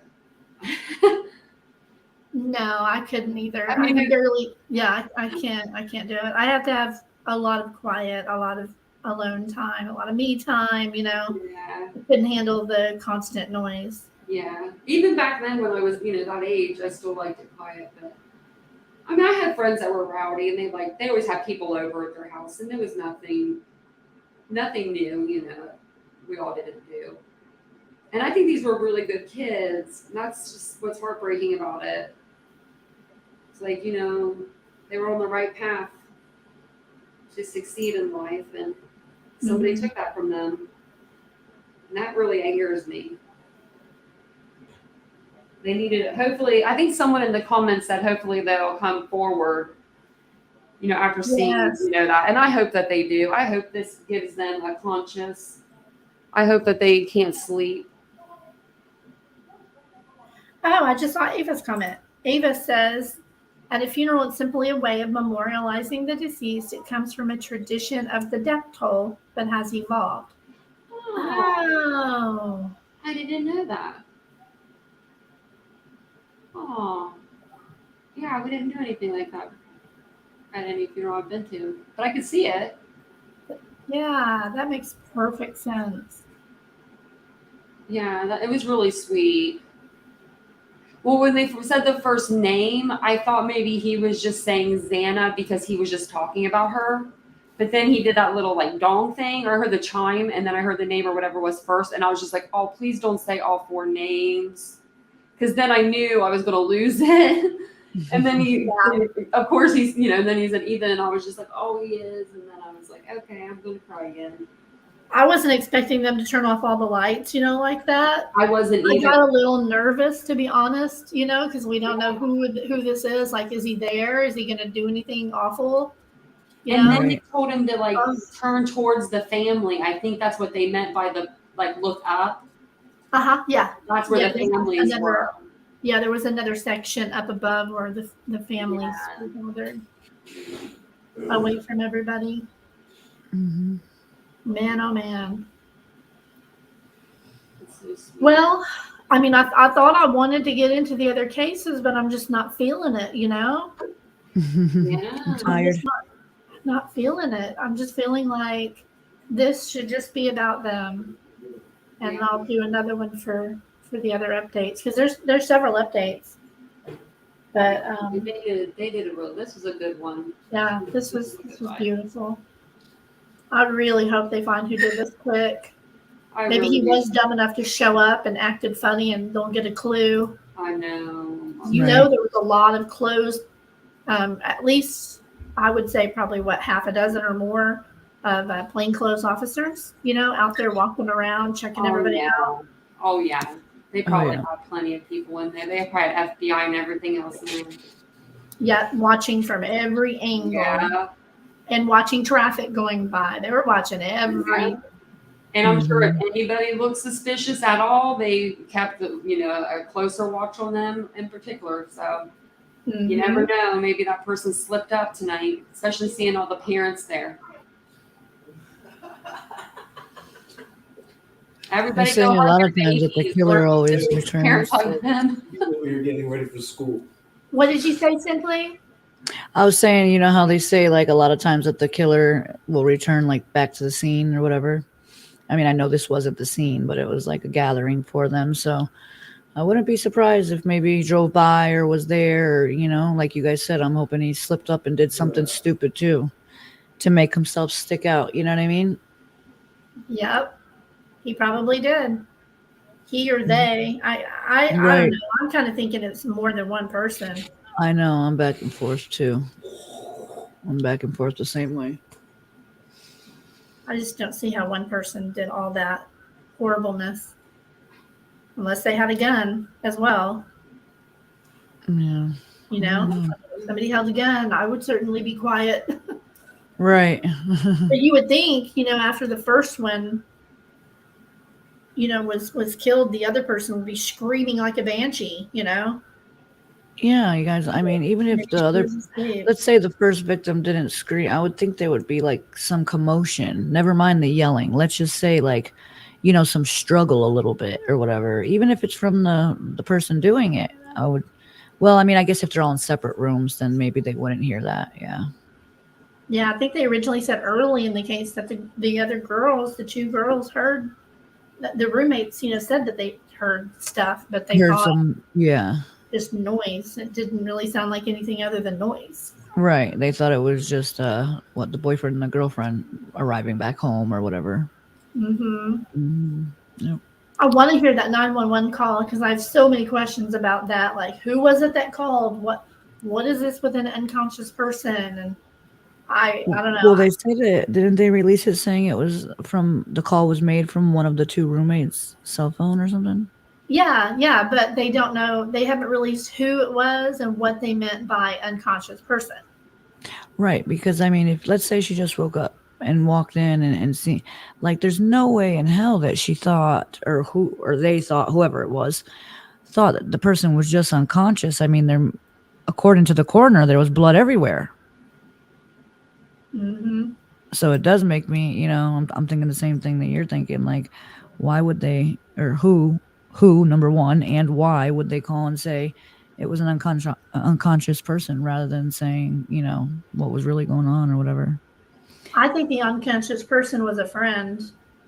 I think that they called their friends to bring over food, or friends showed up with food. I heard something about food early in the case, and I think the friend is the one that ran outside and passed out, fainted, Oh, okay. Oh, that's wait, what I think. Once it's revealed, once the case actually starts, once they catch this person, that's probably going to come out.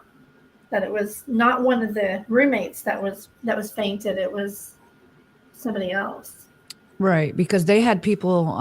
I just heard this recently. Like I said, I'm a couple days behind on the updates because I haven't really been on the internet too much. But so correct me if I'm wrong. I'm not 100%. But I heard something that they had when they woke up that morning, before the police arrived, they ended up having some visitors or something along the lines of what you just said. Someone bringing food or someone else inside the house. Correct? Or am I wrong? Yes. Okay, so I got what you're saying. Maybe one of them stumbled in and seen it, ran outside, kind of freaking out, and passed out or something. Yeah, I think they saw blood. They didn't see. I don't know if they saw bodies or not, but they probably at least saw blood, and just couldn't handle that. Okay. I couldn't either. Yeah. I would have been passed out inside. Would have made it outside, right? I would have made it outside. Because the reason I say ran outside and fainted was because the caller was said something about unconscious in the middle of the street or something like that. Yeah. Yeah. I want to know more about that glove too. That's so interesting. Mm-hmm. I wonder if that's connected in some way. What else did he say about it on the interview room? Just that he found it and turned it over to cops? That's all that was really said? Yes. They haven't said anything about it. So I check the update page every day. I go here and refresh it and I feel like I live on that page. Look and see, because I just go by what law enforcement is putting out. Mm-hmm. And I watch, other people's videos and stuff, but I come here for the official notices, the official information. Right.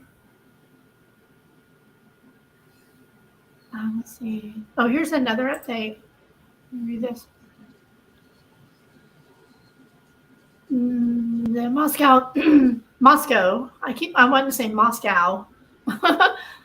The Moscow Police Department is providing the following information to update the public on the known facts surrounding the 4 murders that occurred on November 13th in Moscow, Idaho. Updated information. Okay, I said this at the beginning about the knife incident from September. That is not related. I don't even understand the second one on here. It just says, regarding the interview with Leda County Prosecutor Bill Thompson, we feel his responses were messaged to support the implication that new information had been released. Specifically, generalized statements regarding the potential of targeted victims and the involvement of drugs were redefined into an affirmative answer. Wait. Redefined into an affirmative answer? I don't understand that.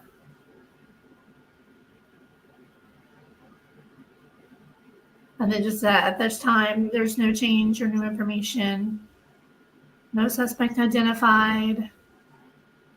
So they did an update 3 hours ago, but it's the exact same information that they already did this morning. That's weird. Let me look at this here.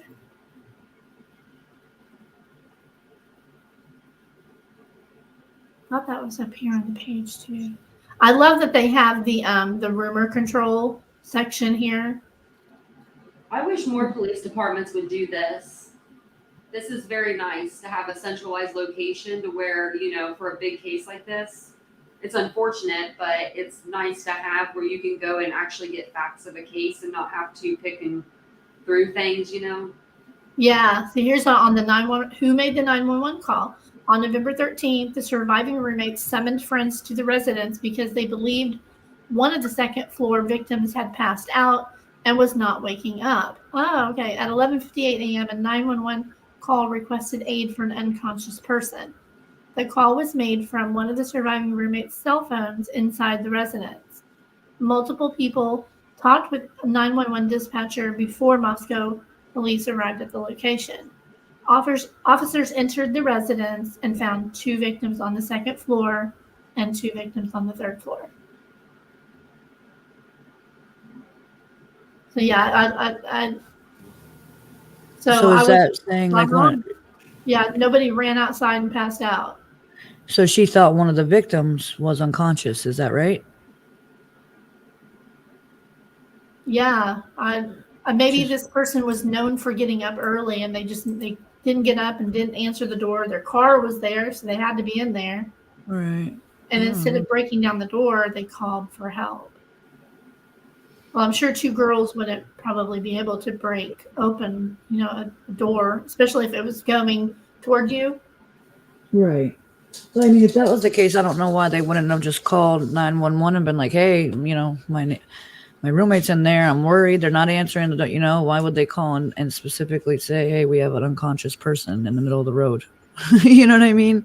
It's just weird. Like some things don't always make sense, but maybe it didn't say the middle of the road. It just said not waking up.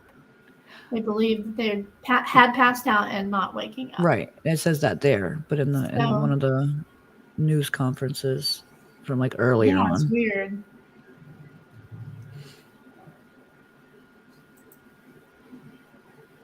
They got a lot of people on the case. Mm-hmm.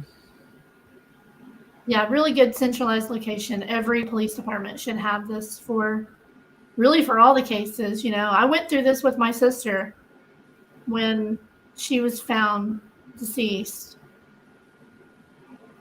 We had to wait. We couldn't get information from the police, and that's why, Olivia is so on it, and getting the police to listen to her and, take her concerns seriously and finally update the timeline. Yeah. That's what, I was saying that earlier, if I were to go places, if I were like a YouTube creator and I were to go, to these locations where these tragedies have happened, if I was able to do that, the first thing I would do you would want to, if you think about it, is try to make good with the cops there. Play nice that way. Like they, you know what I mean? Like go and be like, is there anything I can do to help you guys? And I'm glad that they ended up changing up their timeline and stuff because of what, Olivia was saying. Well, hello, Kathy. Kathy Blanks, welcome. And I wouldn't be surprised if she didn't turn out to be a detective after all of this. Right. Thanks for joining, Kathy. And thanks for watching. I'm still just almost speechless about it, I just cannot imagine what they went through. Just cannot imagine. I try not to think about, the event, the murders themselves. I can't think about it. Yeah, did you hear what the father said about Kaylee and Maddie being found together in the same bed? Yeah. Yeah, I was like, oh my gosh. And that's what made me lose it even more because he reminds me of my father so much, the way he looks, the way he presents himself. I don't know, when I look at him, so I knew I was going to cry hearing him talk. And then when he said that, I was just like, oh my gosh, because that could happen to really anybody. That could happen to those two girls.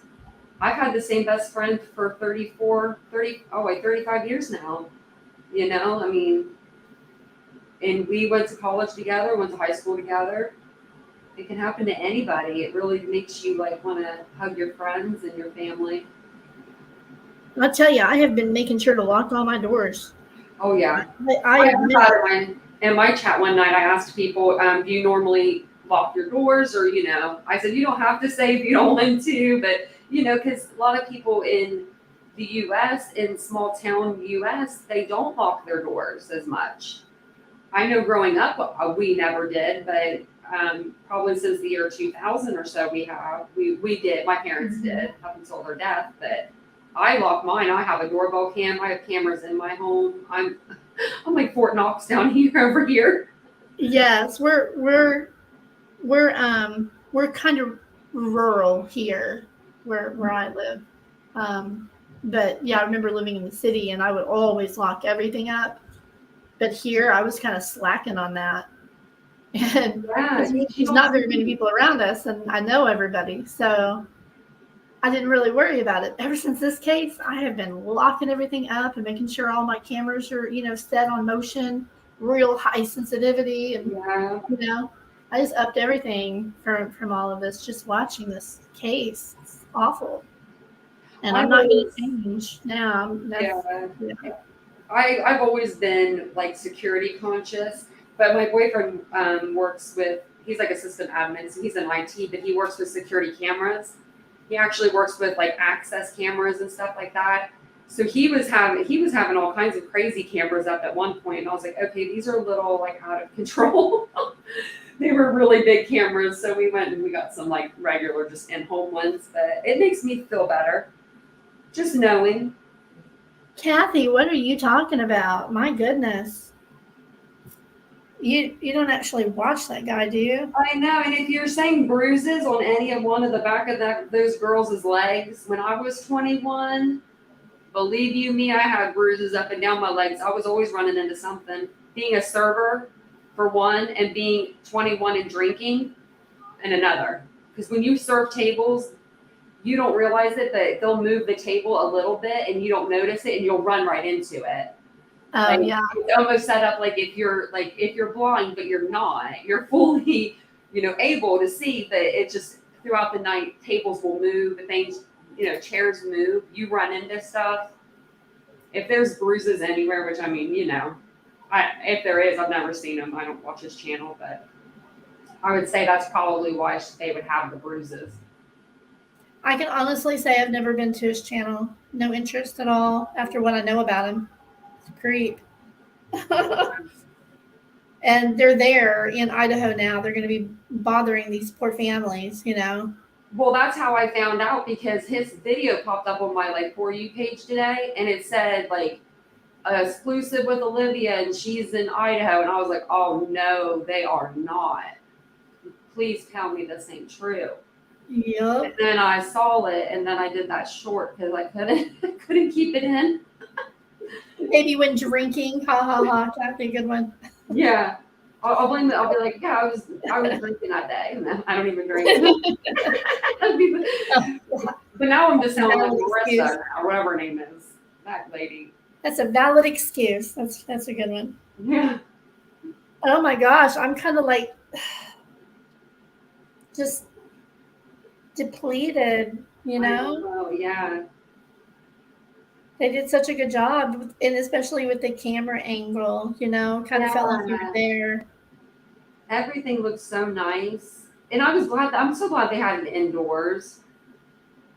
I was just, because I was like, man, what if people don't want to go out because it's so cold, or you just never know with it being outdoors, and because they have so much snow there right now. And I'm so thankful that I didn't see Betty or Olivia. Oh my word, you're right. I haven't checked all their channels to see if they're live streaming in front of it. I hope not. I sure hope not. Whatever they can go grab to exploit, they will. If not, if they are, someone get me a plane ticket and fly me out there, and your girl will go. And I'll make sure that they stop. I might need some bail money though too. If we're being honest. Start a GoFundMe. Yeah, that's what I'll do. There we go. I'll just do that. Yeah, that's one of the bad things about living in a little rural. People speed up and down our streets a lot. Yeah. Because it's such a long road. So I can't, that's why I can't let my little girl out of my sight, because you can't even you can barely see the next house. And so she'll want to go down to, a friend's house, 2 houses down. I'm like, no, not on your own. No, and she'll appreciate that when she's older now. Yeah. Betty was live at the memorial 24 minutes ago. That's disgusting. I was just curious, so I just wonder pulled up how her far page. Moscow is from LA. Because I got family in LA that I could stay with. I'm like, really? Because I got a loud mouth. I don't need a bullhorn. How long have they been up there? Do you know? They haven't been out there long enough because she's cold. She was freezing after 5 minutes of being out there. She already broke Olivia's tripod and then said that Olivia did it. I saw that actually. The glare. I don't even watch him, but he did a segment on it, and you see Betty shut the door on Olivia's suitcase, like she's getting mad that Olivia's suitcase is so big, and then she breaks Olivia's tripod and then proceeds to tell Olivia, "Why did you do that?" And then Olivia tries to just sit there with her camera, like she has no tripod, and Olivia is very aware of camera angles. She's right in Betty's camera angle, and Betty scoots her out of the way. I saw that today. I was like, "Oh no, she did it," and the glare was just laughing. Oh, It was making me laugh. She's already made 2 videos and 4 live streams since she's been there. Money, money, money, money. And she's like double dipping 2-hour because she's live on streams. disability. That's what gets me. Because I just have a lot of ailments. And your girl over here doesn't get disability. And she said on live stream for Quinton Simon, I'm sorry. She said on the live stream that she had been standing up for 9 hours. I don't know what kind of disability she has that she can stand for 9 hours. Unless it's not physical. That it have to be Ridiculous. Well, tragedy pimp's got a pimp. Yeah. I don't know. I don't know. I hope. I don't know. I you know how we're all young and dumb at one point in our lives. I'm just hoping and praying that Olivia will wake up one day very soon and break away from that, because she has good editing skills and stuff. She's yes, she's got so much potential, and it sucks to see her associated with that, because I love that girl, and I had to, I don't know, it's just sad. Yeah, But, no, I do like her pre-recorded, or like her editing and stuff. I'll watch like some of her stuff because I think it is good. I was always wondering why, like, they were together. yeah. Weird combination. I collabed with her on 2 videos, and it was fun. She's really good. She blows other people out of the water with editing. And her videos, very beautiful. So, well, I think I am going to go ahead and wrap it up and go hang out with my girl. All right. Well, thanks for having me. Yes, thank you for Yes, coming. me too. I appreciate it. Nice to meet you. Yeah, for sure. I will see you at your next live. When are you going on again? Me? Uh-huh. Probably tomorrow sometime. Okay. Oh, wait, tomorrow. So, the Michael Vaughan, they're going to have the press conference tomorrow. Yes. Are you going to stream it? I was thinking about it, but I don't know what time it was. I think it was, I don't know what time it is. I'll have to look it up. But yeah, I'll probably live stream it. Okay, cool. All the different time zones are different. Like, I think it's Pacific time, so that's easy to remember. I'll be Yeah, watching if you do stream it, I'll come watch too. Okay, yeah, for sure. Everybody, if you're following the Vaughan case, come to her channel tomorrow, and we'll watch it with her. I'll do like an update before like we get into the press conference and stuff. Hopefully, they're supposed to say what they're going to do next. If if they're done and if they haven't found anything, what their next plan is. But I'm just excited to kind of have a something going forward. At least we're moving forward now. Well, Simply, are you working on any particular video or anything right now? No, not yet. Like I said, I haven't been on in like the last 4 days, and I just got everything. Like I was telling you earlier, I just finally today got the whole setup like plugged in and running. You know what I mean? Yeah. Because I bought 2 monitors originally, and one of them was a curved monitor. On the way from delivery, it got dropped because when I plugged it in, there was I still have it, like 1/4 of the screen has like this black, the screen's broken pretty much. So I had to wait for the new one to come today that I just ordered from Black Friday. And then tomorrow I get the webcam. I mean, I could still use my laptop like I was doing before, but I just was taking some time off to, like I told you, deal with appointments and stuff like that.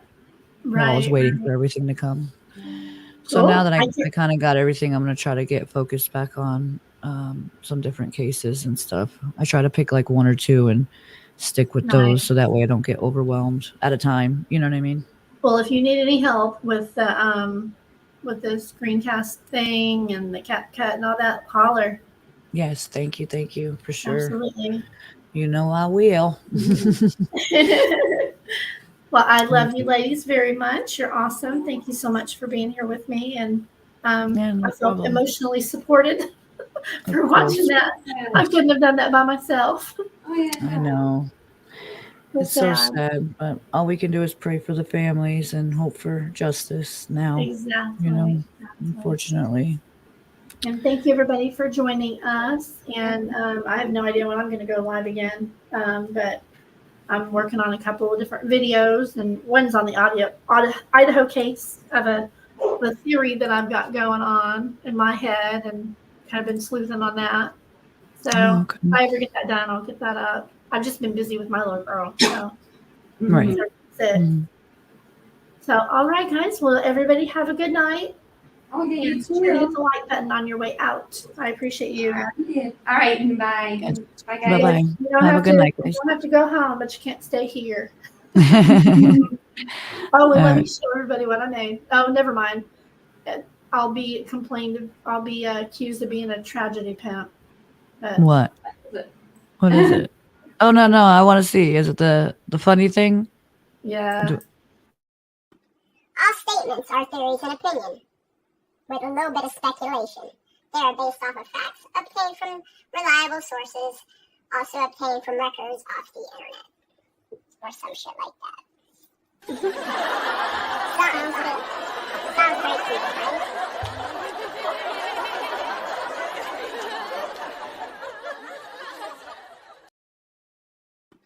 All statements are theories.